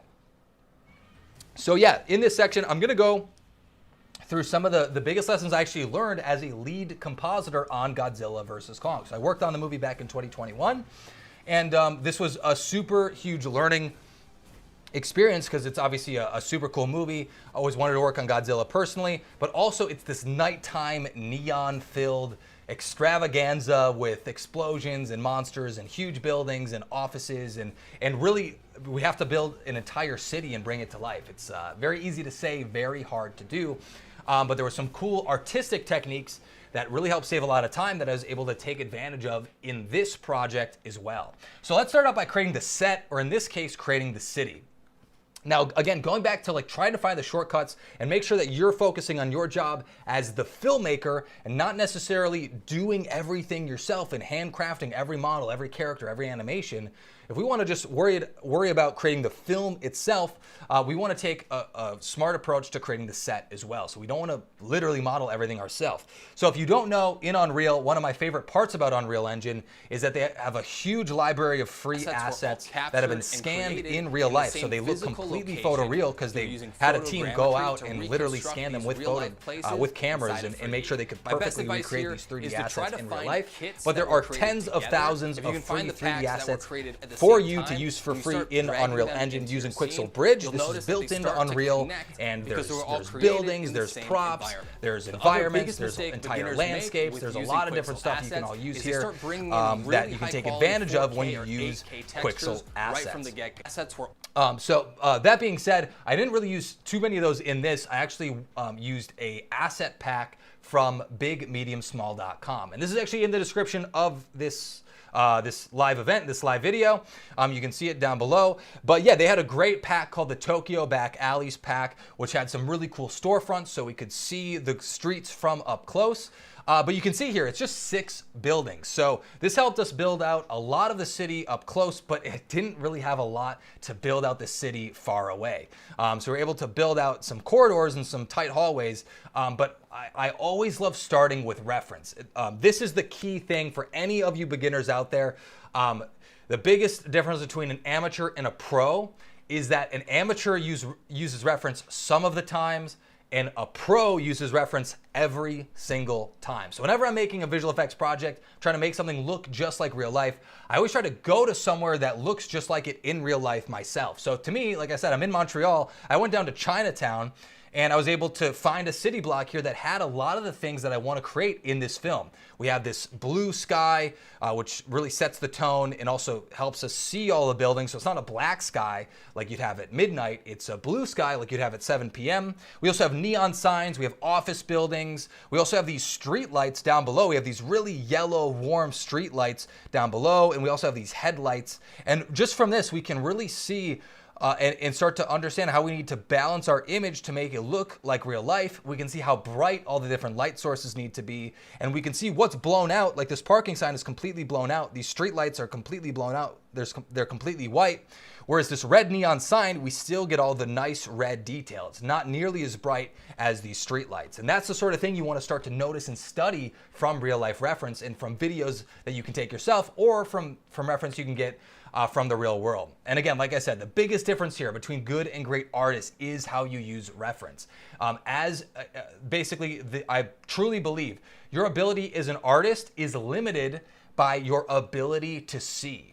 It's your creative eye. It's when you look at an image, what do you see that others don't? How could you push an image further? That's what you need to train, is your creative eye. You need to learn how to see, and let's actually dive into it. I'll try to help you see more than you were previously seeing. That's how we get better as artists. That's what we're doing all the time at a visual effects studio. And we do that by studying images. So we literally just keep looking at images, and we want to see, how does the water reflect? Like, why does the water look this way? How did the reflection of the water make that reflection so tall? Why are they the color that they are? Why is this one so blue when some are so red? Also look at all the fog we have and all the atmosphere in the air. You can also notice too, a small thing you won't notice at the start, but all of these tall buildings have these really small red lights at the very top of them. And actually every building needs to do this in a city so that planes don't hit it. I guess, the office lights themselves aren't bright enough but that is one of those things that you'll just see it in every single building in a major city. And if you don't have that, your shots won't look photoreal. And you only learn these things by studying and comparing your work with these high-res images. So I actually got all these images from unsplash.com. It's a really great site where you can get really high-resolution images of real life, not stills from movies, but stills from real life, so we can see what real life looks like, not someone's interpretation of what it should look like. And from here, we can really start to zoom in and start to pull apart all these different parts of these images. And one of the things that I learned on Godzilla versus Kong that we brought to that Hong Kong battle was adding in that volumetric fog. And we did that through adding in glow cards. So what are glow cards? Glow cards are just a way for us to art direct and add in this colorful volumetric fog around different parts of our scene. So if we look at this image, we can see the red glowing from this red neon sign, and the blue from this one, yellow from this big building here, and again, blue over here on the bottom left. So this can be really hard to make using volumetric fog. That can be really slow to render. There's a great fog system in Unreal, but it's really hard to control where we want that fog to be. But we can introduce some really interesting colors and lights by using glow cards or using fog cards. So yeah, we can skip over this. But basically, by taking a simple image like this really soft fall off, we're imitating the glow of a neon sign. That's all we're doing here. It's just a blurred out image. If we take this and we tint it red or green or yellow, red for red neon signs, yellow for those warm street lights below, we can start taking these really simple images, and we're just mapping a glowy fall off to a plane, and we're gonna keep all the yellow and orange glowing lights towards the bottom of the city, and we're going to keep all of the colorful neon lights towards the top of these buildings. And this is going to help us build lots of depth. It's going to make our environment feel a lot bigger. It's going to make it feel foggy and more atmospheric, and ultimately it's going to feel more cinematic. And that cinematic feeling is coming from the added depth in our scene. I'm also using a thing called a depth fade node so that these glow cards actually fade between all these different buildings. They actually blend between several street blocks. They're not like a perfect post-it note placed on top of this city building. They're actually intersecting and smoothly interpolating between all the different buildings because I'm using a depth fade node here to combine it together.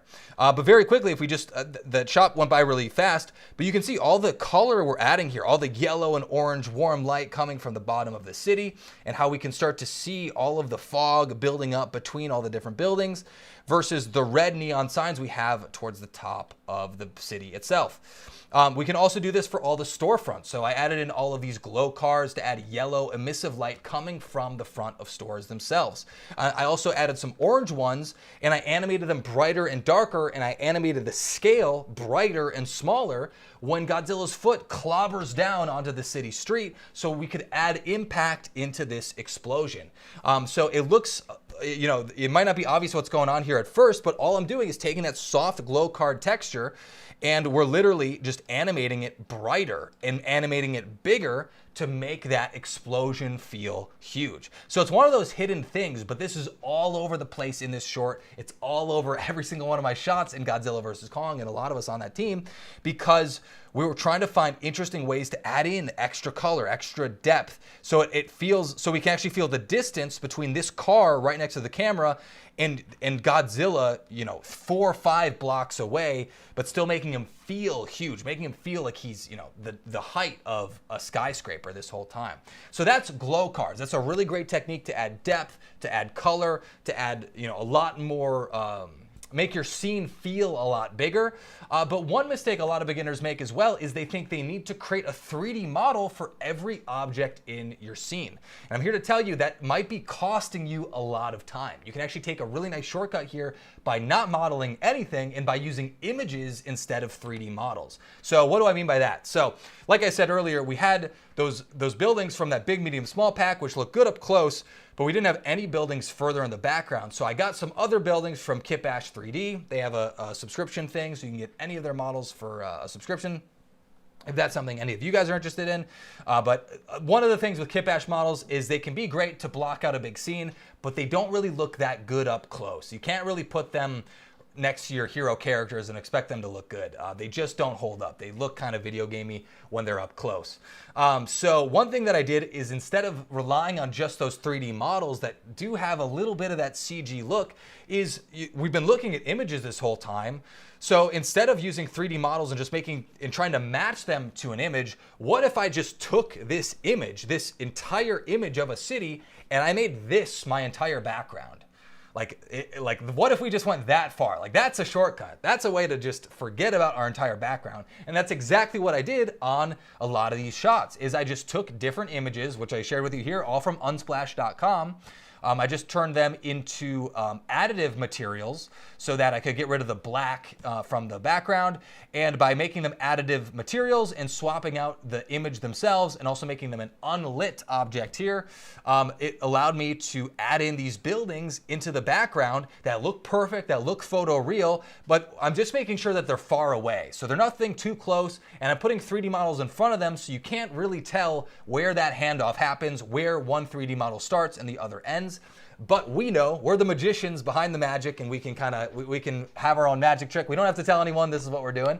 And this is a really great technique. And honest to God, especially for you beginners out there, this genuinely will make your shots look better because it's just taking images from real life. It looks real. It already looks real. You don't have to worry about it looking fake because we're using real life images. Is that a cool hack? That's the one thing a lot of people overlook, but it's such a good trick, and we're doing this all the time at Visual Effects Studios. There's an entire department dedicated to making matte paintings, and we can do the same thing just by taking photographs, high-res ones, and putting them in our Unreal scene. I took this one step further, this idea of taking images and just mapping them onto our buildings with decals. Decals are a really cool thing in Unreal. You might be familiar with decals if you've ever played Call of Duty, if you've shot a concrete wall. Suddenly there's no textures at the beginning, but when you shoot that concrete wall, you're seeing all these bullet holes in that concrete. Well, each one of those bullet holes is a decal. They're a thing that you can add in after the fact. And Unreal Engine is a game engine. We have the same tools that Call of Duty has, except we can use them in some really cool ways. So instead of applying a bullet hole onto a concrete wall, I could take an image of the interiors of these different buildings, and I could slap those on top of our Kitbash buildings. And just like this, I'm able to map and project those images of these interior apartment buildings and of these office buildings, and I'm able to blend them together with our 3D objects, except this way I'm able to keep it creative. I can make modifications, I could rotate them, I can make them brighter, I can make them darker, I can modify them, I can stretch them, but you know, the hard part is over. I'm just duplicating them and stretching them and squashing them. And it's really easy to create this really complicated looking building using 3 images of office buildings. That's all that's going on here. For this entire city, I just had 3 buildings, 3 different pictures of office buildings, and I'm just duplicating them, rotating them, scaling them, stretching and squashing them in different ways so you can't tell where the magic trick starts and stops. And the cool part is, once you set up these decals on one building, you can literally duplicate every single one of them onto another building. So that's exactly what I'm doing here, is I'm just selecting all of these decals, I'm pressing Control D so I could duplicate it onto another building, and just like that, I'm able to map over all these interior buildings onto another office building, just like that. But yeah, it's a really cool technique. Decals are super powerful, and when I'm working on set in virtual production, when we're at the last minute, decals are our last line of defense. They are the thing that we'll add in to make our scenes look better and more believable. We'll add in grunge, we'll add in scorch marks, we'll add in other images just to make things look real, because you can add them in down to the last second. They're super easy to drag and drop around and use them creatively in your scene. But using those 3 techniques, do you think that'll help you create better environments by using real life images. That's the real secret here, is to only build what you have to. Don't overbuild your scene. And if there's an opportunity to use images, then use images. That's what we're doing at Visual Effects Studios, and it's just gonna make your work look better. But I hope that helps give you a couple shortcuts and hopefully shatters your perspective on how to get better looking results out of Unreal Engine. It's not by using all the video game techniques, it's actually by using some of these really classic not video game techniques, using these classic visual effects techniques that you'd find at a studio. So hopefully that's cool. That's another little XP bump that you got. You got a little more, a couple more tools to apply to your environment, but we're not done there. That's just the environments. I still want to touch on lights, camera, and action, how we can level up our shots and make them look even better and give them that Hollywood visual effects look. So let's jump into that. With visual effects, with explosions, with all this stuff in Unreal, if you want to dive in deeper, what you need to know is Niagara effects. This is the effects system, which you can add in rain and muzzle flashes and tracers and all this fun stuff. Any dynamic particle system is going to be created with Niagara. And that's what I did for this gun setup here. So instead of animating every single bullet and interaction, and it'd be a really tiresome process, I was able to set up one simple Niagara system that automatically collides with Godzilla. And if I change the animation, I don't have to worry about updating my effects because it's all dynamic. It's all happening in real life. And again, we can take advantage of the video game part of this system, just like you'd have in a real video game, like you're shooting in a first-person shooter, except we can use it to make our own films faster. So it's a really cool technique here. This is actually in that same project file in the crash course, by the way. So fun fact for you guys who want to take that even further. That's how we can use Niagara particle effects to make more advanced techniques faster. But a really crucial step here is compositing. This is one of those old school techniques that we can apply to our Unreal renders to take them to the next level. And it's how I added in all of the rain, all the lens effects, and basically how I made this shot look a lot more believable in the end, is by combining multiple passes together from this Unreal render and then combining it with real life stock footage of rain, stock footage of smoke and dust, and combining all of them together to create a more believable image. And it's the same idea as using matte paintings in the background. We're using real life footage, and suddenly, subconsciously, your shots are gonna look a lot more believable and true to life if we use stock footage. And so this can be used for the rain itself. I use it for a ton of the rain, but I also use it for these spark explosions and for Godzilla's breath. Got all these different stock footage elements from actionvisualeffects.com, and I composited them together using Nuke. Now you can do the same thing in After Effects, but I use Nuke because Nuke is what's used on Hollywood movies. They don't really use After Effects at all. They all use Nuke, so that's what I'm used to. But fundamentally, all the techniques are exactly the same. We're just gonna add in stock footage. And the way we can do this, if you are a more advanced user, then you can follow along and apply this right now. Otherwise, you'll build up to this and use it later. But basically, it's super easy, because you can right-click and export your camera out of Sequencer, so we can have our camera that we had in Unreal and we can bring it into Nuke or bring it into After Effects. And then all we need to do is render out a world depth pass and a world position pass. This is also known as a Z depth pass or a Z pass. It's all the same thing. It's just a pass that shows, it's basically showing the distance of every object in our scene. So I'll show you that in just a second here so you can see what I'm talking about. But basically what we can do if we have our camera and if we have a depth pass is that we can take stock footage and we can literally drop it right into our 3D scene. We have our same 3D camera. We can put that stock footage in our 3D scene, and then using our depth pass, which you're seeing here, we can basically remap this and say that anything that's black I want to get rid of, and anything that's white I want to keep. So I can say for this spark element, I want to get rid of everything close to camera, and I want to keep everything behind this trapezoid building here. I want to cut that out. So I'm going to place that stock footage right in the correct distance in 3D space, and then I'm going to cut this out by remapping our depth pass and saying, hey, I want to make sure it's behind those buildings. And by doing those two simple steps, we're able to combine any amount of footage into our 3D scene. So this can work for sparks, but it could also happen with dust and smoke and debris. So I added this smoke pass around his feet.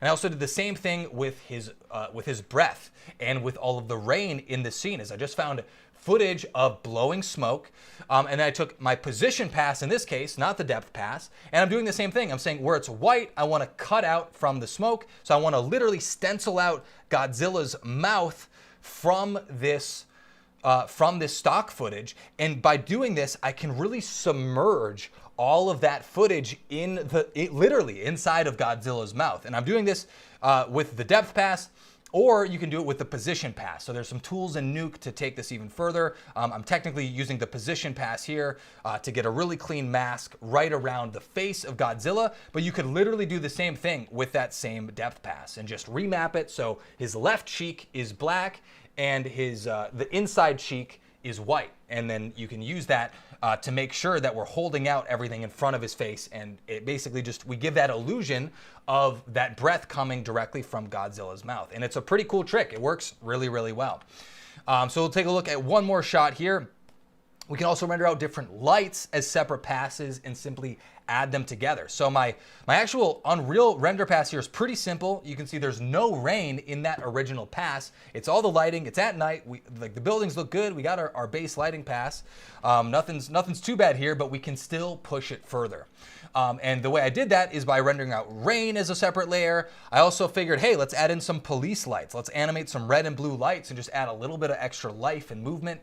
And then let's also add in this spotlight from this other police helicopter winding by. And by taking these different passes and accentuating them and just combining them together with different lens flares and different holdouts, very, very quickly we can make this look a little bit more dynamic, a little bit more fun to look at. And by combining it with stock footage, it'll really start to feel true to life by adding in extra dust and rain and all that good stuff. And every part of our image just starts to sandwich together in this really believable way, because we're recreating all those imperfections of real life, of the stock footage and rain in real life, and then all of the lens dirt on the camera lens itself. So we're recreating the imperfections of real life and the imperfections of a camera lens. Both are super critical here to get the entire illusion working together. Now, the explosion in this shot you're seeing here was added in Nuke, was added in compositing. It wasn't added in Unreal. So you don't have to worry about simulating some crazy explosions. I actually got that explosion for free from Compositing Academy. And I was able to take that explosion, which you can also download for free. Just Google that on YouTube, Compositing Academy free explosion. And you could literally have that and drag and drop it into your scene using that camera in depth technique that we're seeing here to combine real life footage with our Unreal renders and make it look like that helicopter is flying right through the middle of that explosion. It's all by manipulating that depth pass and basically, just making everything look true to life. And by using a couple of these simple tricks together, I like to equate some of these visual effects techniques to playing music. Like a lot of people know, you just need to know 4 chords to play any pop song. And I think it's very true with visual effects. You just need to know these same 4 techniques over and use them over and over and over again.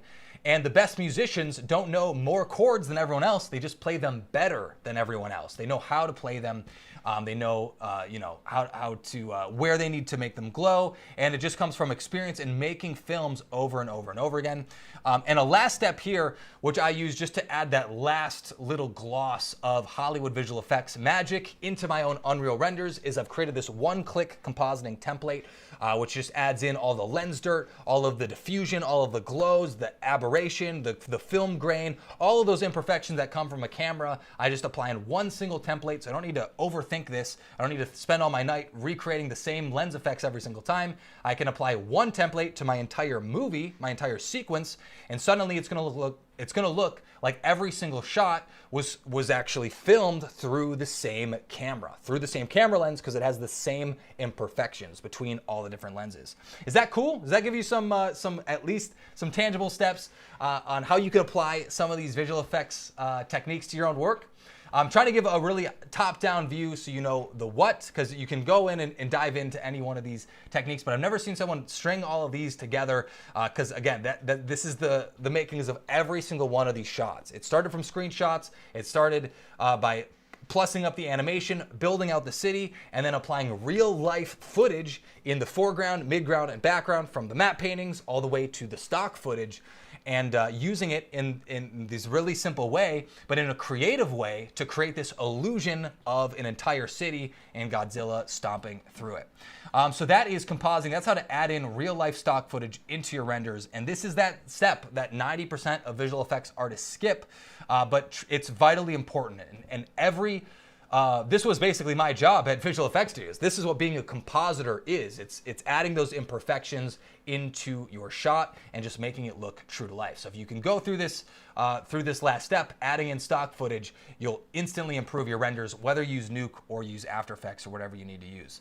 But yeah, so that is a top-down view of how we've created all these crazy visual effects shots, the shortcuts to build cinematic environments faster and easier than ever before, and more importantly, how to become a better filmmaker, how to go from idea, from a basic story, into a previs, into a pitch, and into a final film, all without leaving Unreal Engine 5. So let's take a look at the final film, where it's at right now. And again, I say final film, but we're still working on this. We're still improving it. This is hopefully the last week working on it, but we have some updates coming through.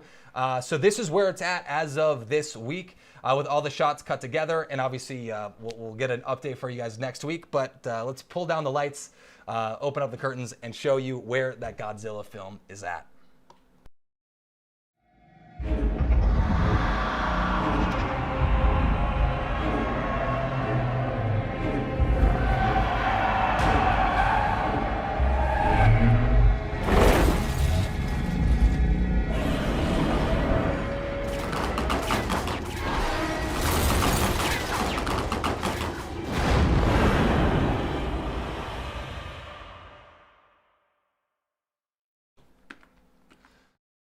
So there we go. That is Godzilla. That is how he took that entire short film from start to finish and how he pieced it together. So with that, do you think if you followed through this, if you screenshot your viewport, if you put it together in a sequence, add in a temp soundtrack, do you think you could create that first sequence? And do you think from there you could create that first shot in your movie? I hope so. That's really all we want to do here, because if you can make one shot out of all of this, then that means you can make a second and a third and eventually make your own action scenes. That's really what we can do using the same exact workflow. And it's the same exact workflow to build out that first demo reel. Whether you're a filmmaker at heart or you just want to work at a visual effects studio and work on some of your favorite franchises out there, just like I did, again, it's the same skill. We just either have to use all this energy and pour it into a film that we're going to make ourselves, or into a demo reel, into a portfolio, so that we can work on some of these awesome teams around the world. And ultimately land your first job. That's always been the focus for me. And I really hope, do you think that at the end of this now, that you can make better visual effects in films now that we've gone through this masterclass? I hope so. And yeah, this is what's so cool about Unreal is, yeah, you can make films, you can design them in real time, you can change up the lighting, change up the story, change up the animation, make it stylized or make it fully realistic. You can really do anything in Unreal, and you can use it to make your own films and your own freelance projects. And ultimately, like I said earlier, this is the same exact skill set. The same tools you use to make films are the same tools you use to operate an LED volume on set. The core skill set, there's actually only a couple additional things you have to know to start using Unreal on set, but the big chunk, the most important things, you all have to know to create films on your own. So that's really cool, but I'm sure, some of you at the start, we had a lot of you guys saying you are complete beginners of this. You've never made a project in Unreal. So how many of you are a little overwhelmed? It's okay. I was definitely overwhelmed at the start. And actually, when I first learned Unreal, I gave up the first time I tried to learn it. That's how hard it can be. I think it's a lot easier now than it was 2 to 3 years ago when I first started. A lot more workflows are now available for filmmaking and virtual production, but still, as a complete beginner, if you're not a game developer, if you're not a visual effects artist, there is this maze to kind of go through. So the question has to be asked, can a complete beginner really learn Unreal 5, or is it just for the visual effects folks who have done it before. And I used to be on the fence about this, but yeah, I've had the chance to work with a lot of different Unreal artists at this point, and I think now the answer is yes, anyone can learn this. And I think there's no better example than Jonas Singh, who actually has his own YouTube channel. It's Zalushi. It's there in the image if you want to take a look. But he's a VR YouTuber who actually started out not knowing anything about Unreal Engine, and he was able to create his own Star Wars cinematics. After we got to work with him and teach him the ropes and show him how to do this, he said he knew next to nothing about Unreal Engine 5 when he started. He did know video editing, but that was it. And he said he gained the skills to build scenes and render cinematics from scratch as a complete beginner using Unreal. And he was able to build this as his first project, a full film with characters, with animation, with custom fight choreography. And yeah, he was able to build this from scratch and bring his own visions to life. And I was talking with him, and the biggest thing, I see this with a lot of beginners early on. This is my biggest problem with YouTube, and YouTube is a great resource. I mean, hey, we're here on YouTube, and I try to make YouTube videos because I want to try to make this workflow as obvious as possible and give this tool set to anyone who wants to just go out and make films. But the biggest problem is on YouTube, you're learning game development from people who have never made a game themselves, and you're learning visual effects and filmmaking in Unreal from people who have never finished a film themselves. There's so many people teaching you these one-off features, but they don't know how the whole system works together. And what you need to learn is the workflows, not the features. The features are easy to learn. The one-off things are really easy to hey, you read this one page, this one piece of documentation, that's fine. The hard part is actually linking it together to create this movie studio pipeline inside of Unreal. And this is the reason why most artists fail when learning Unreal. And I want to help you avoid it. This is to help you kind of get past that initial learning curve for those of you starting out for the first time, or hey, like you want to start applying these and making your own big budget films. I was the same way, but this was one of those big mistakes I made at the very beginning. Is I thought that this is what the learning curve was going to be. I thought at the very beginning I'd spend a little amount of time, I would learn a whole bunch right at the beginning, and then it would peter off and I'd slowly start to take advantage and learn new things with each project, and it would be smooth sailing and off to the races, and there we go, it's all fun.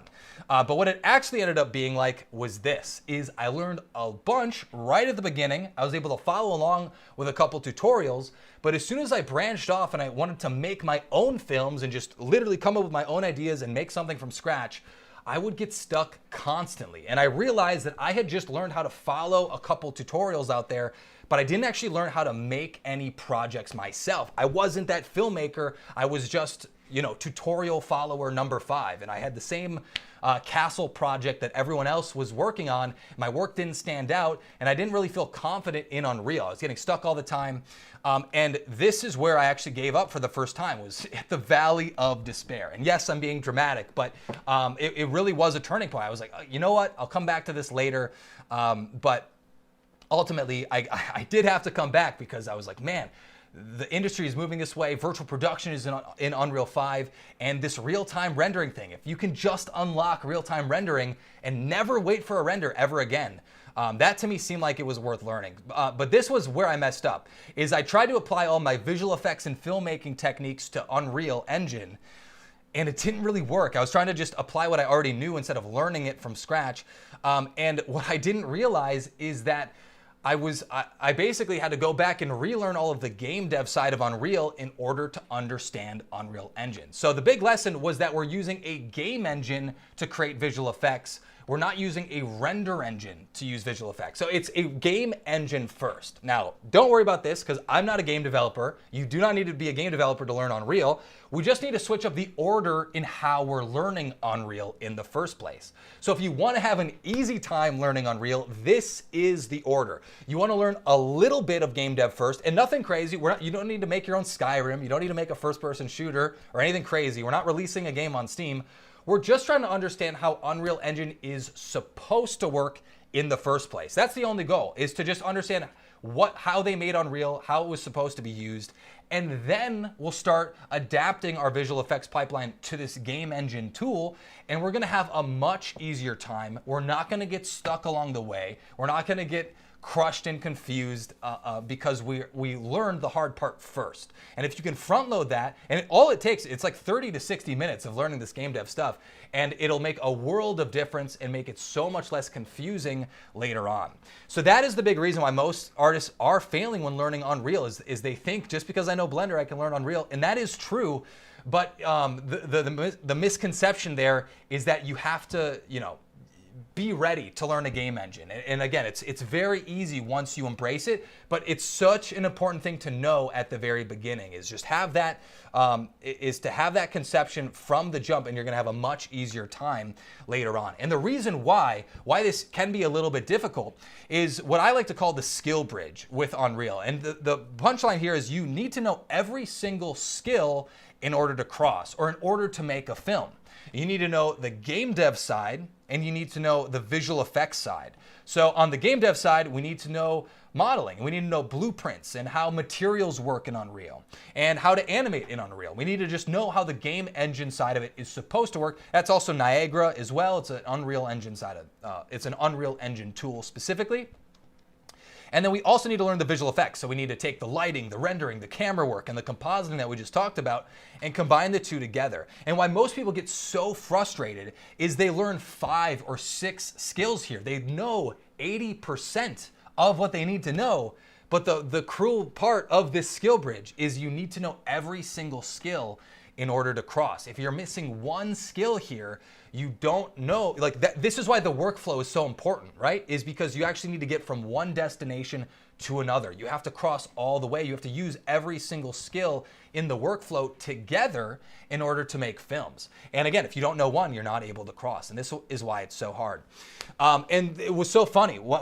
How I was actually able to finally learn Unreal myself is, like I said, I gave up for the first time, and somehow I got a call from a friend of a friend asking if I wanted to go work on set for Avatar: The Last Airbender. And I said, yeah, that sounds great. They're like, okay, cool. The only thing is you have, Unreal, right? And I was like, yeah, I know Unreal. I'm great at Unreal, guys. I'm so good.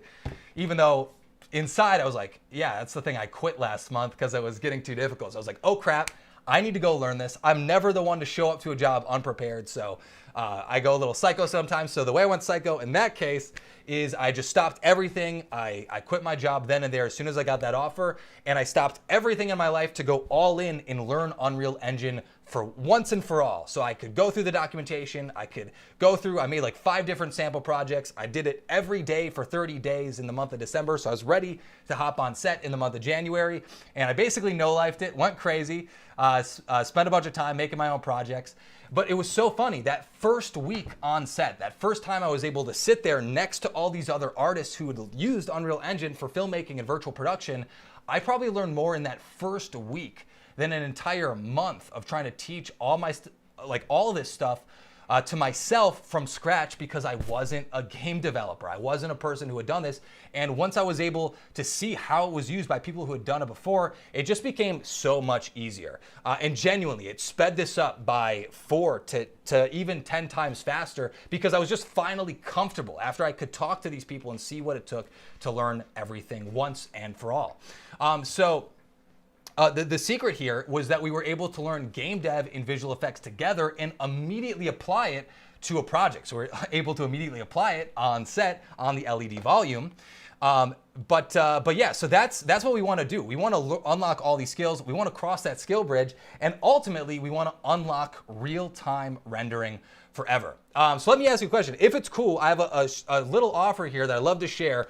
We have this promo that it's literally the lowest price I've ever had for Unreal Fundamentals ever. So if you guys are interested in the shortcut, if you want to learn all of the shortcuts that I've taken, and basically in just 3 weeks go from a beginner in Unreal to actually working on set, or have that same skill set and have the skills to build that portfolio, that's exactly what I wanted to build. I wanted to recreate that experience of being shoulder to shoulder with someone on set, learning this myself. So if all you needed was 30 minutes a day to start learning this, to start applying this in your own projects and start making your own films and have that skill to be ready at a visual effects studio, like, do you want to start? That's really my question for you at this point.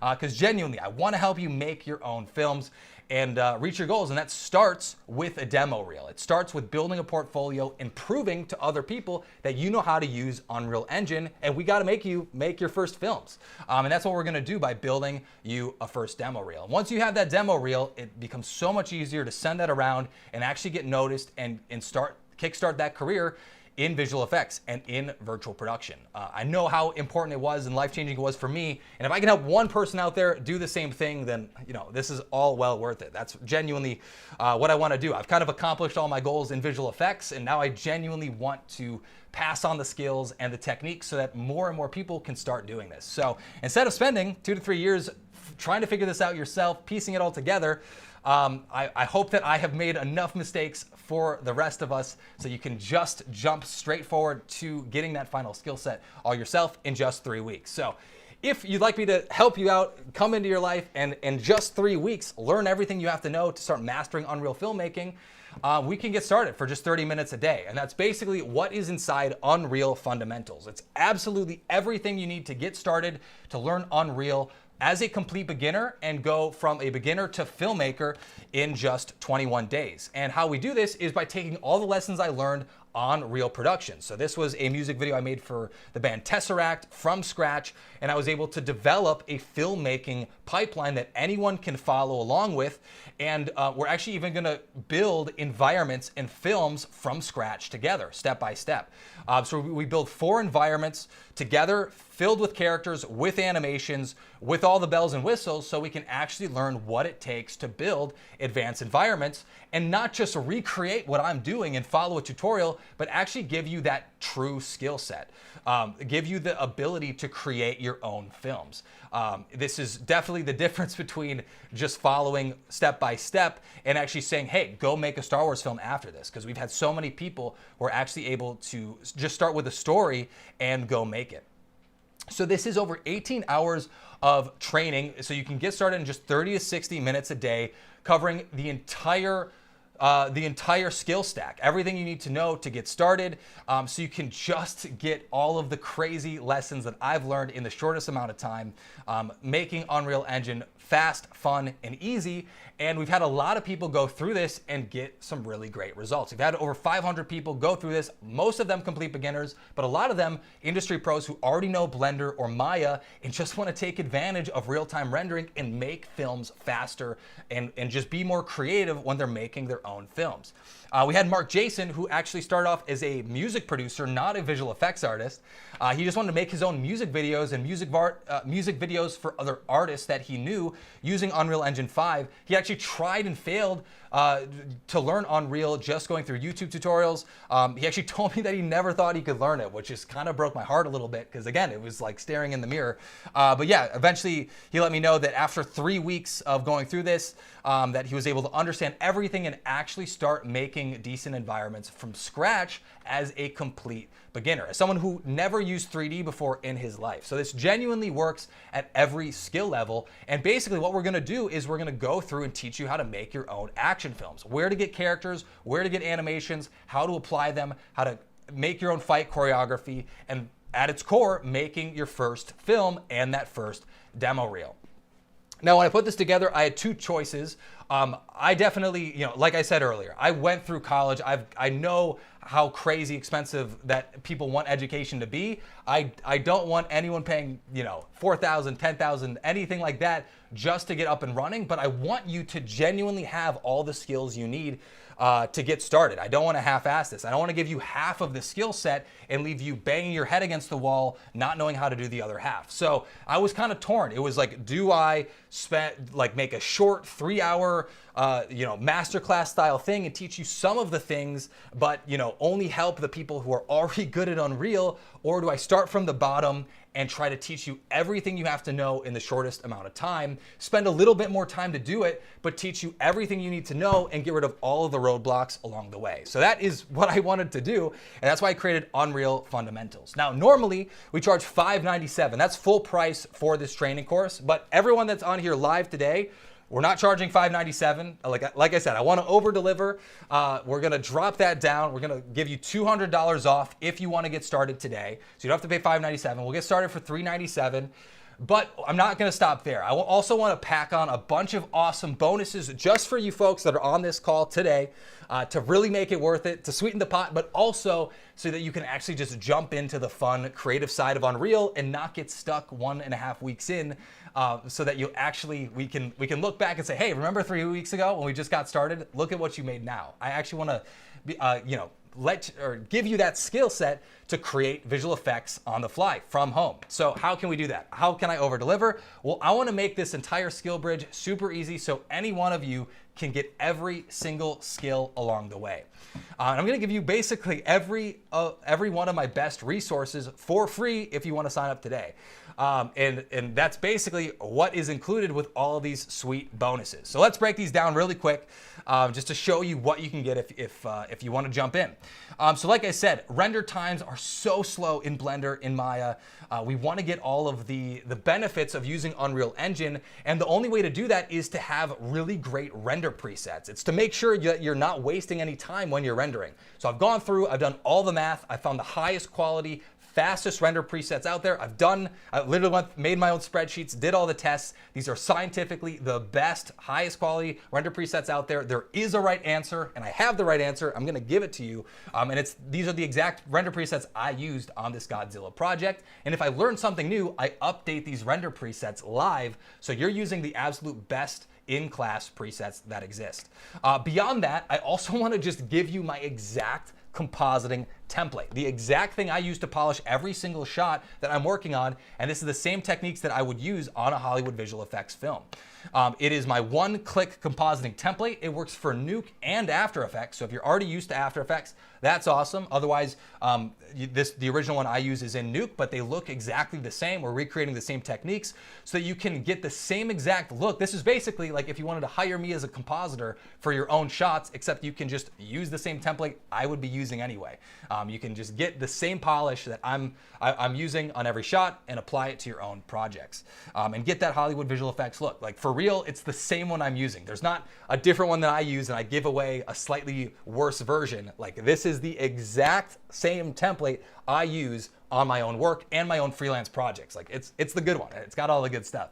And then just to make the technical side even easier, a lot of beginners get tripped up on materials because, again, we're learning the game engine way of using materials in Unreal. Materials are really simple, but a lot of people get tripped up because they know the visual effects version of these concepts, but not the game dev version of these concepts. So I made a material cheat sheet to get rid of all the confusion and get rid of all the guesswork and basically give you all of the lessons and epiphanies that I got from 2 years of creating advanced master materials, so that you can just do it with a couple clicks. So this is an awesome cheat sheet.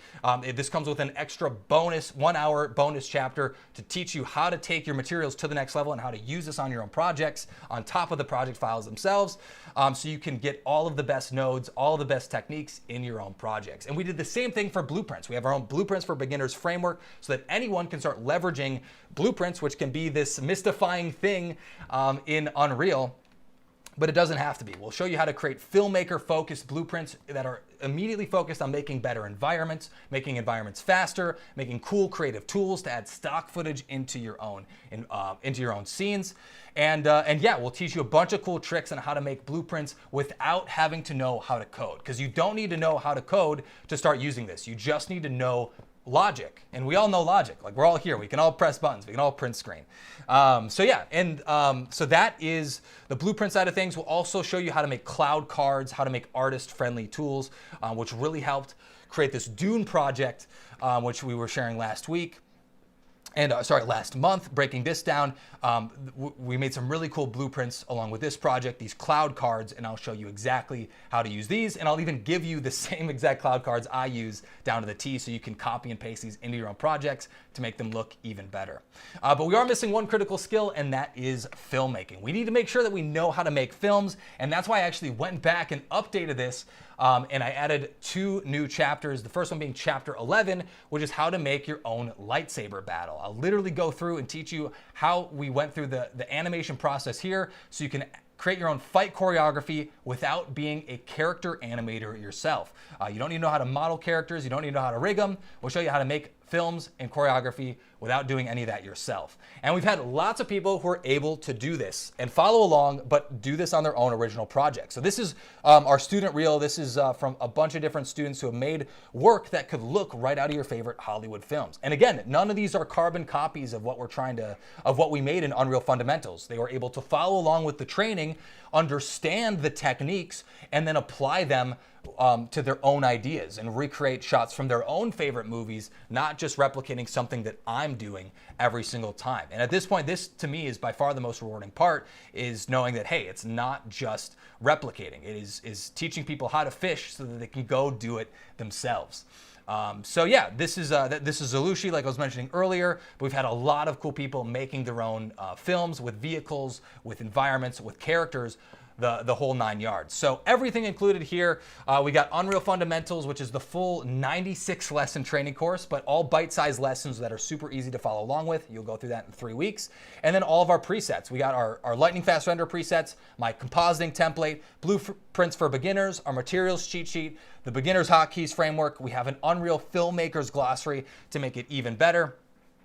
And this is the complete roadmap to get started.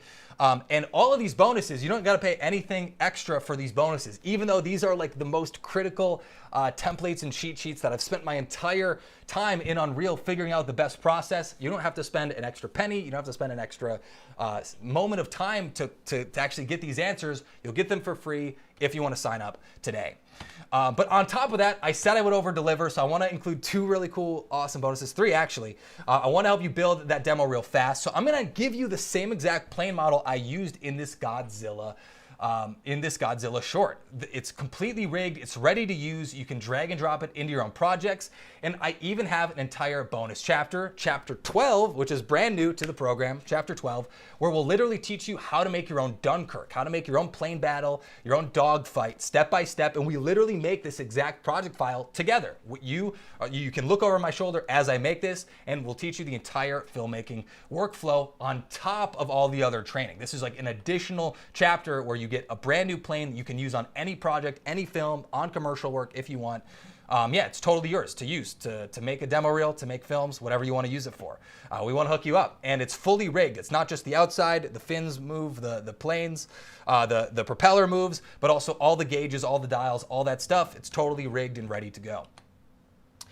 So that is a brand new chapter, complete with a plane model that obviously we had to pay and rig and make the material and all that stuff. But you don't have to do any of that. We're just going to give it to you for free if you want to sign up today. But on top of that, what if you could make your own Dune fan film? What if you could literally jump right into the sands of Arrakis and start making your own project in this exact project file? Well, I would literally love that. I think that's a great way for you guys to get up and running and started in Unreal. So that's why I decided to give away this entire project file if you want to sign up today.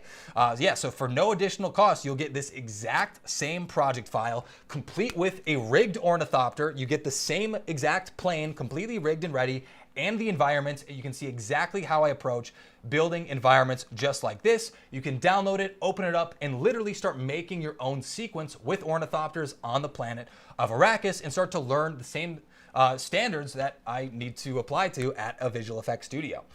So yeah, you don't have to pay for the ornithopter, you don't have to rig it, you don't have to make anything yourself. You can see exactly how I would make it myself, and you can use it to literally make your own projects too, which is even better, and do it completely for free. It's totally as an added bonus. But to literally just completely shatter and blow your minds, for those of you who are really ready to just make that next step, if you want to have the skills to be ready at a visual effects studio, then you have to learn Nuke. You can't just rely on After Effects. And I took a poll, and it turns out 90% of visual effects artists literally don't know how to use Nuke. They don't know the software that goes into your favorite Hollywood films. And you don't have to worry. You can literally download this for free right now, and it works really great with Unreal Engine. If you use the two together, it can really supercharge your freelance work and get you ready to work at a visual effects studio. Because again, they're not using After Effects. They literally only use Nuke at a studio. So through this, we'll teach you Nuke from the ground up, how to be a compositor, and how to take your Unreal Engine renders to go from basic and looking like a video game to looking just like Hollywood visual effects. We'll go through this. We walk through this as our example in the project file. I'll give you the project files to this this free short film that I'm working on, so you can do it yourself. And we even use this green screen shot as a project. So looks like the screen is kind of glitching out here as well, so sorry about that. Let me restart this super quick. I'm just gonna exit out, and we'll try that one more time.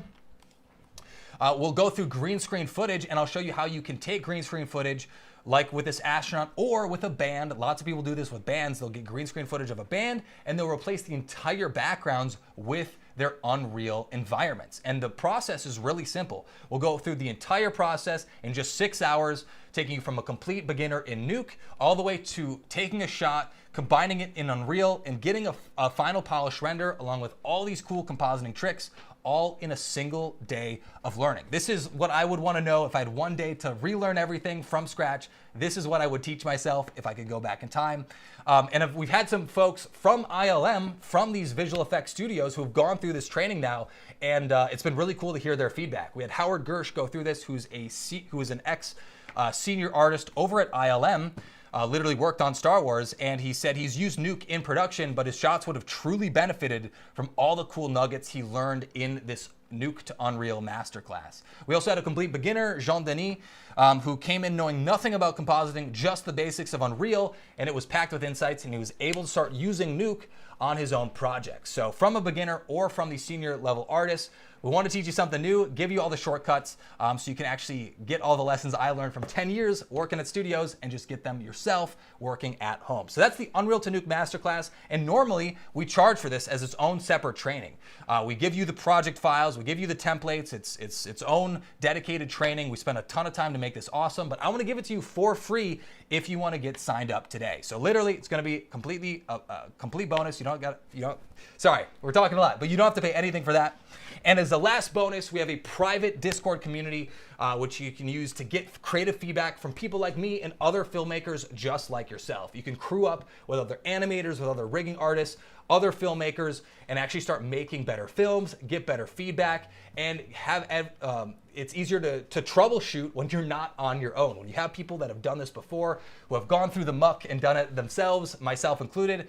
We try to be there every Wednesday, no matter what, do work in progress Wednesdays to share your work in progress renders, and I'll be in there giving feedback. Other members can give feedback, and you can get better so much faster. If you go through 8 rounds of feedback, you become 8 times better. You get 8 times the amount of perspectives, and you learn 8 times faster. So that really is the benefit of being through this, is not being stranded on your own, but being a part of a community, learning together. And at the end of those 3 weeks, we're gonna learn Unreal together.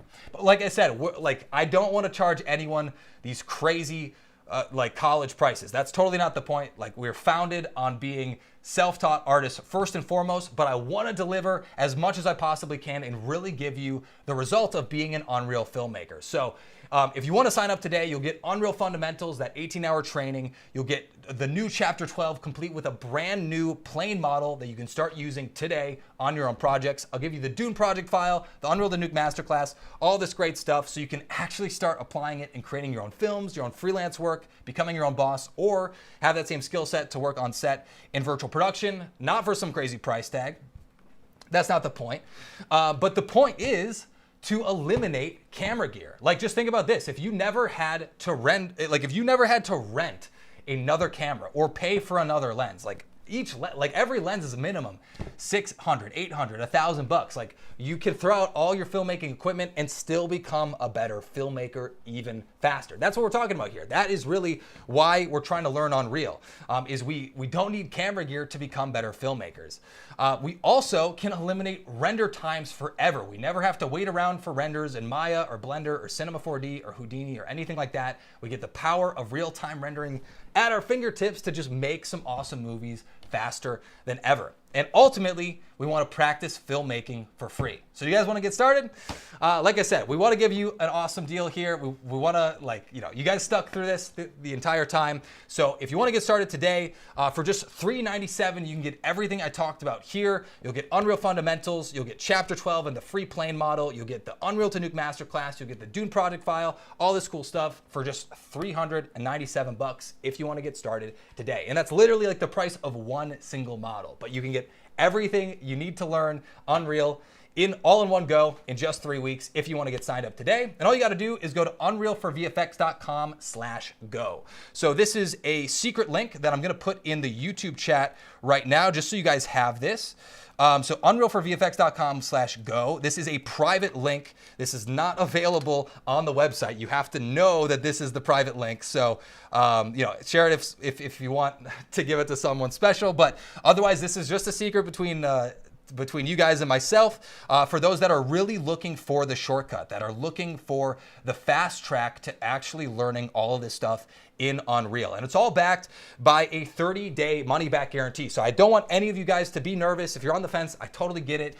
I'm just a dude on the internet, but genuinely, I do care. I want to make a difference, and I'll take all the risks. So we literally have a 30-day money-back guarantee. So you can get started today, and if 30 days from now, 30 days, it's June 16th, you can come back to me and say, hey, I didn't like it, it wasn't for me, and I'll give you a full refund, no questions asked. But yeah, we want it to be a no-brainer. We'll help you learn Unreal in 3 weeks, and you can get a refund in 30 days. That's the no-brainer side of it. For real, we just want to help, because we also know that we designed this entire training as a resource to help you today on your first project, but also have all the lessons that you're gonna need to get started and continue making films 3 months, 6 months, 12 months from now. Because it's all the same tools, it's all the same cheat sheets, and we're gonna give you the best answers every single time. So yeah, if you want to get started today, go to unrealforvfx.com/go. That is going to be your link to get started, and that is a 91% discount on all the value that you're going to get started here. And we're going to close this down Sunday night. We only have 50 seats open, so whichever happens first, whether Sunday night happens or we get 50 signups, that's when we're going to close down this private link. So we only have a limited time to sign up, because literally we're giving away some of our best courses for free as just a complete bonus here, which we're not just going to do all the time. We're just doing it for you folks that are really looking to go to the next level here. So yeah, if you're interested, go to unrealforvfx.com/go, and that's where you can get signed up. But also, just so you know, you don't need to just get started for $397. You can also get started for just $99. If you want to get started today, we can do this as a payment plan and do it in $99 payments. So all you need to do is put $99 down today, and you can literally get started tonight. You'll get access, you'll be able to download all the project files, you get to jump into the training and do all this fun stuff for just $99. So yeah, well, just to show you what this is going to look like, I'm also going to answer some questions. So if you guys got any questions, put them in the chat. We'll go through. Dominique, if there's any standout questions, just let me know. Dominique's our community manager, so we'll both welcome you into the Discord and see you over there. But yeah, just so you can see it, it's literally just unrealforvfx.com/go. This is the checkout. You just sign in with your account name, and this is all the different bonuses you'll get on screen, right? And when you go through this, you'll actually get access to our learning portal. So you'll get access to Unreal Fundamentals and to the Unreal to Nuke Masterclass, and you'll get instant access to our entire video library. So like I said, there's over 90 different videos. You can get through all of these in just 30 to 60 minutes a day, but they're really easy to watch and rewatch, and it basically takes you from a complete beginner all the way to Chapter 10 and beyond. With Chapter 11, we integrate and make our own lightsaber battle. In Chapter 12, we create our own plane battle, and we recreate Dunkirk. So we really take you from a complete beginner all the way to creating your own films and teaching you all of the best techniques along the way.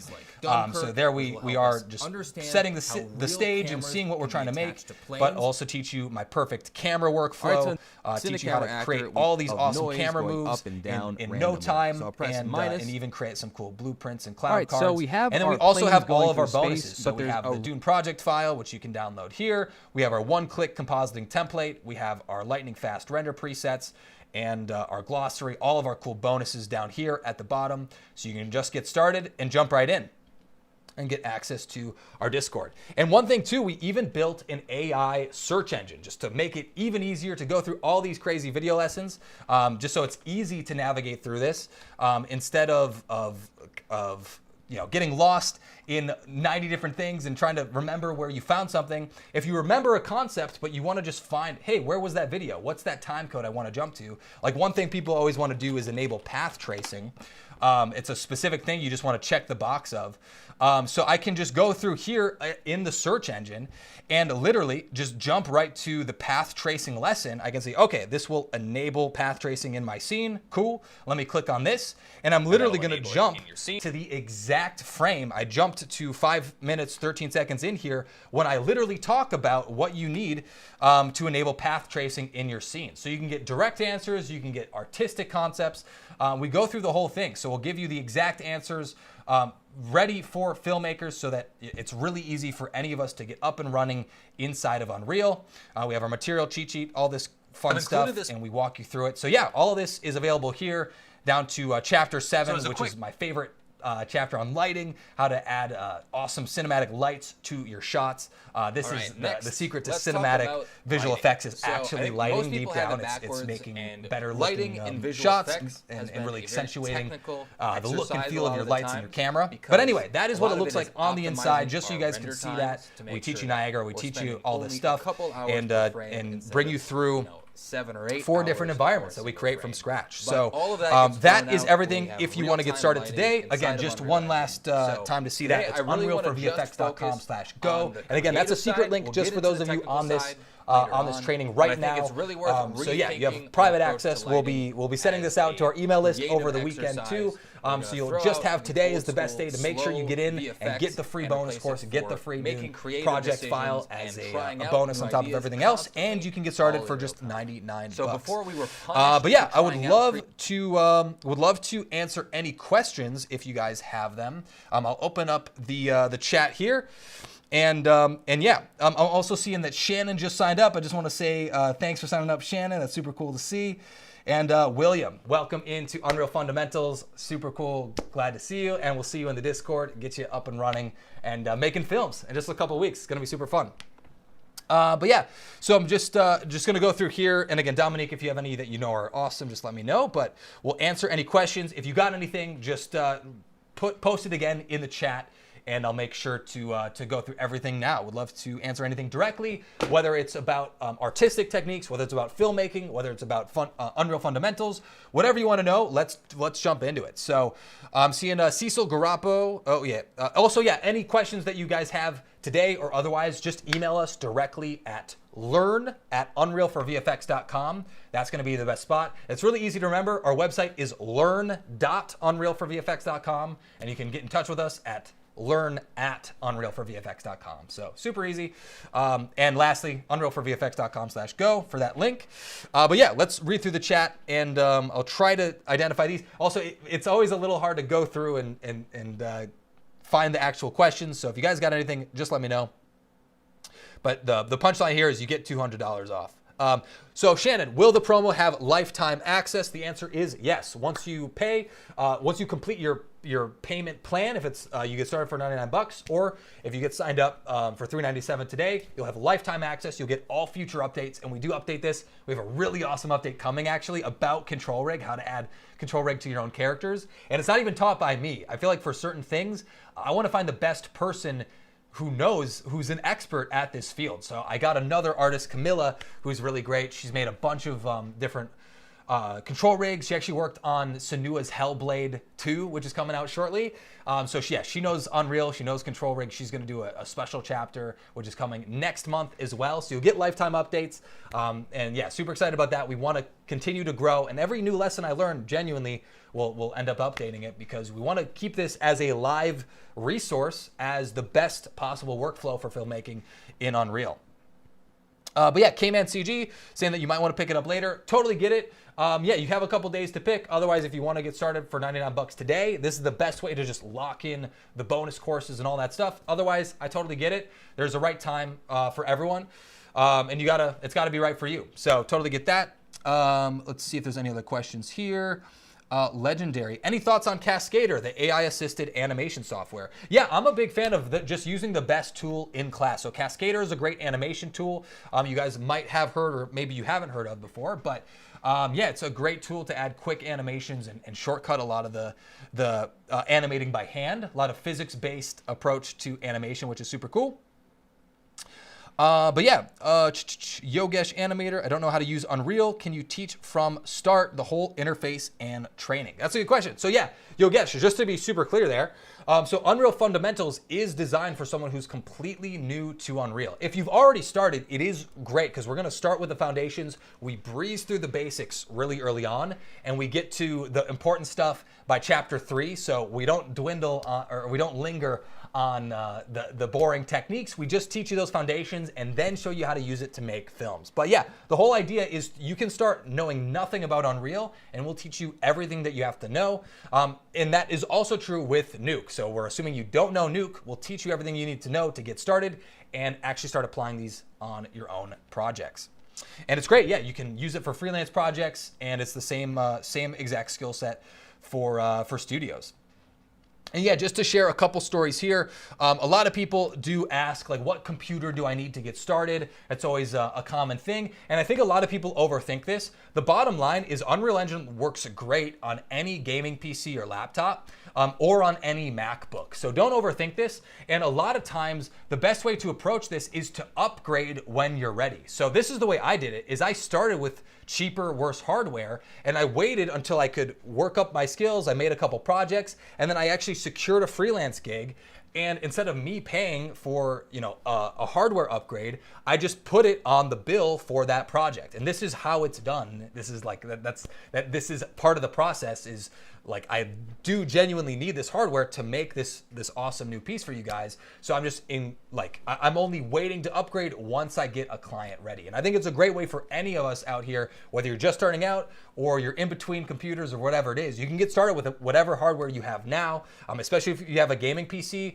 Like, you have a great workstation to get started. You can make some really great films using the hardware that you have. So yeah, don't get bogged down on that.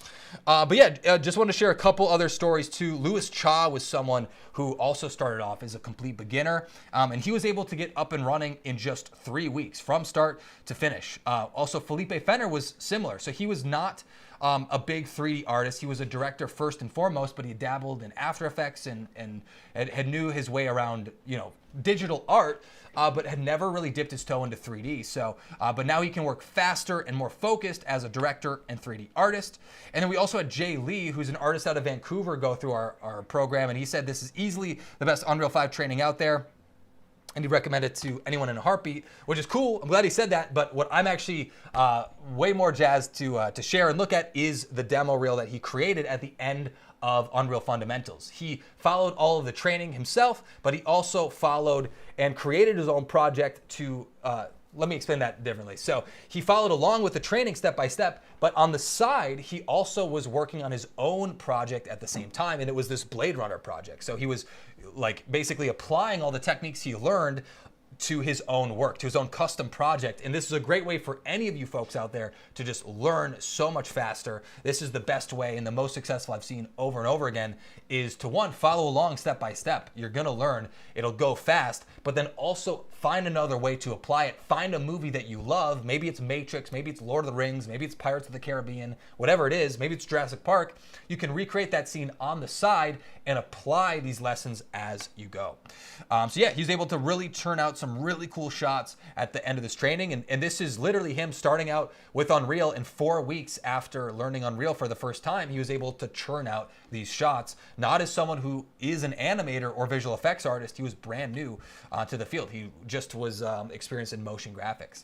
And we also had someone from Sony ImageWorks, Tom Davis, go through the program, someone at Visual Effects Studios who really knew Maya, knew these other softwares, and he was able to jump in and learn Unreal in just 3 weeks. And yeah, we've had the chance to work with a lot of people at this point. Super proud and super cool to see all the different results and show reels and demo reels of people coming out of this. Seeing Chad Fox in the chat as well earlier. He's someone that's gone through our mentorship program, and has really made some awesome projects applying all these techniques, not just watching from the sidelines. So yeah, if you want to get started, that's Unreal Fundamentals. Just go to unrealforvfx.com/go, and you'll get access to everything we've talked about here, all the bonuses, all the training, and for real, in just 30 to 60 minutes a day, you can have the skill set of making any film that you can dream of by the end of this training. It's a really cool way to make films. It's the way I'll continue to make films in the future. And like everything that you've seen on this channel so far is me showing and explaining and sharing the lessons I've learned. It's not going to stop anytime soon. And we're going to continue making and developing shows and movies just like this, and share all the lessons that we're learning along the way. And try to share any assets that we have as we're doing it. So yeah, if you want to get started for $99 or save $200 today, get started for $397. That is available over at unrealforvfx.com/go. But yeah, let's jump back to the comments, and we'll wrap up here. My voice is getting a little crackly, getting a little long, so we've been going for 2 hours strong. Thank you guys for sticking around this whole night. Really appreciate it. I'm thinking of moving from Unity. Is there methods of transferring Unity assets to Unreal? So the best format in general, there's not, I could be wrong about this. I don't think there's a direct one-click solution, but Unreal works great with FBX files. So if you can export out of Unity as an FBX or export your scene into USD, then you can import it into Unreal in no time. And the biggest difference between the two, Unity is just basically is more of a programmer-friendly tool, where Unreal Engine is more of a artist-friendly tool. It's a little bit easier to jump into Unreal and just focus on the fun, creative side. You don't have to worry about coding. You don't have to worry about modeling or rigging or animating or any of that stuff too, if you follow the techniques I shared earlier. But that is the best way to do it. I'm also seeing Shannon, will you delve into using AI in the future? That's an awesome question. I have a weird take on AI. I think it's actually really funny. I think a lot of people with AI, they're hyping it up. It's super cool. There's a lot of potential, all this stuff. But what I keep hearing from folks is they say, oh, it's great. I'm gonna use AI so that I have more time later to be creative. So I'm gonna use AI so that I can spend all my time being creative. But all I see is all these people on Twitter typing in things and having, AI generate something for you. That's not what I want to do. I'm here because I love making films, holding a camera, working with actors, working with artists. That's not going to change. That's why I make films the way I do, is because I want to be the creator. I literally love it more than anything in the world. So I don't want anyone replacing the funnest part of making a film, which is the making of the film. So personally, I don't think it's going to change things as much as people think. I think it's going to be great as an artist tool. And I think long term, the people that are really going to be replaced are the artists that refuse to use any AI. I think it's going to be a tool. The artists that use AI as a tool are going to get ahead of the artists that don't. But I don't think it's going to replace anything. I don't think a movie like Spider-Verse gets created with prompts. I think it gets created with amazing artists working together, sharing ideas, coming together, and making something better than any one artist could make on their own. That's my 2 cents. Not everyone agrees, but that's my perspective on it. And it's not going to change what I'm doing. I'm going to still be here making films the good old-fashioned way, because I just love it. And this, to me, now is the fastest way to make films. Also seeing Michael, you just joined. Michael and Brett, thanks for joining in. I'll see you in the Discord. Super excited to have you guys joining. Yeah, we'll jump into the fun filmmaking stuff, and yeah, check your inbox. We'll get you into the program as early as tonight. Good to see you in there, Drew. Gonna be super cool. Yeah, and Shannon, if you guys have any problems with getting access, by the way, just email us at learn@unrealforvfx.com. We'll definitely go through. We'll respond super quick. Dominique is over there, and she's in the chat as well, as you're seeing. So thanks for answering folks' questions, Dominique, as well. But yeah, I think we'll leave it there. If you guys have any last things, put it in right now or forever hold your peace. But I want to thank each and every one of you for hanging out with me tonight and sharing the passion and love for filmmaking. And I hope I left a clear roadmap for every single one of you to start making your own films using Unreal Engine. Super excited. This is just I've been living and breathing Unreal the last 2 months. not 2 months, 2 years really, ever since that project with Avatar. It's kind of changed the entire trajectory of where I thought it was going, because filmmaking has just never been more fun or easier. So yes, I will continue to share everything that I can. And super psyched to have all you guys joining in. You have until Sunday if you want to join for the lowest price, our best offer ever. It's going to close down Sunday night or as soon as we get 50 folks in on this promo. So yeah, if you want to join the rest of us and get a kickstart and learn Unreal Engine in just 3 weeks, I would love to help doing it with you side by side and teach you everything I know over at unrealforvfx.com/go. I'll put that on screen one last time for you guys if you want to check that out. And again, just bookmark that, save that link if you're interested, if you're on the fence, because this is a private link that is not publicly available. You're only going to find it here in this chat. So that is the best spot to do that and the lowest price you'll ever have. So yeah, would love to help you guys out either in the program or for free right here on YouTube. I'm not going anywhere. You're gonna have more and more awesome videos here, and we'll try to close the gap and make it easier than ever to continue making films in Unreal. But yeah, I hope you guys have an awesome night.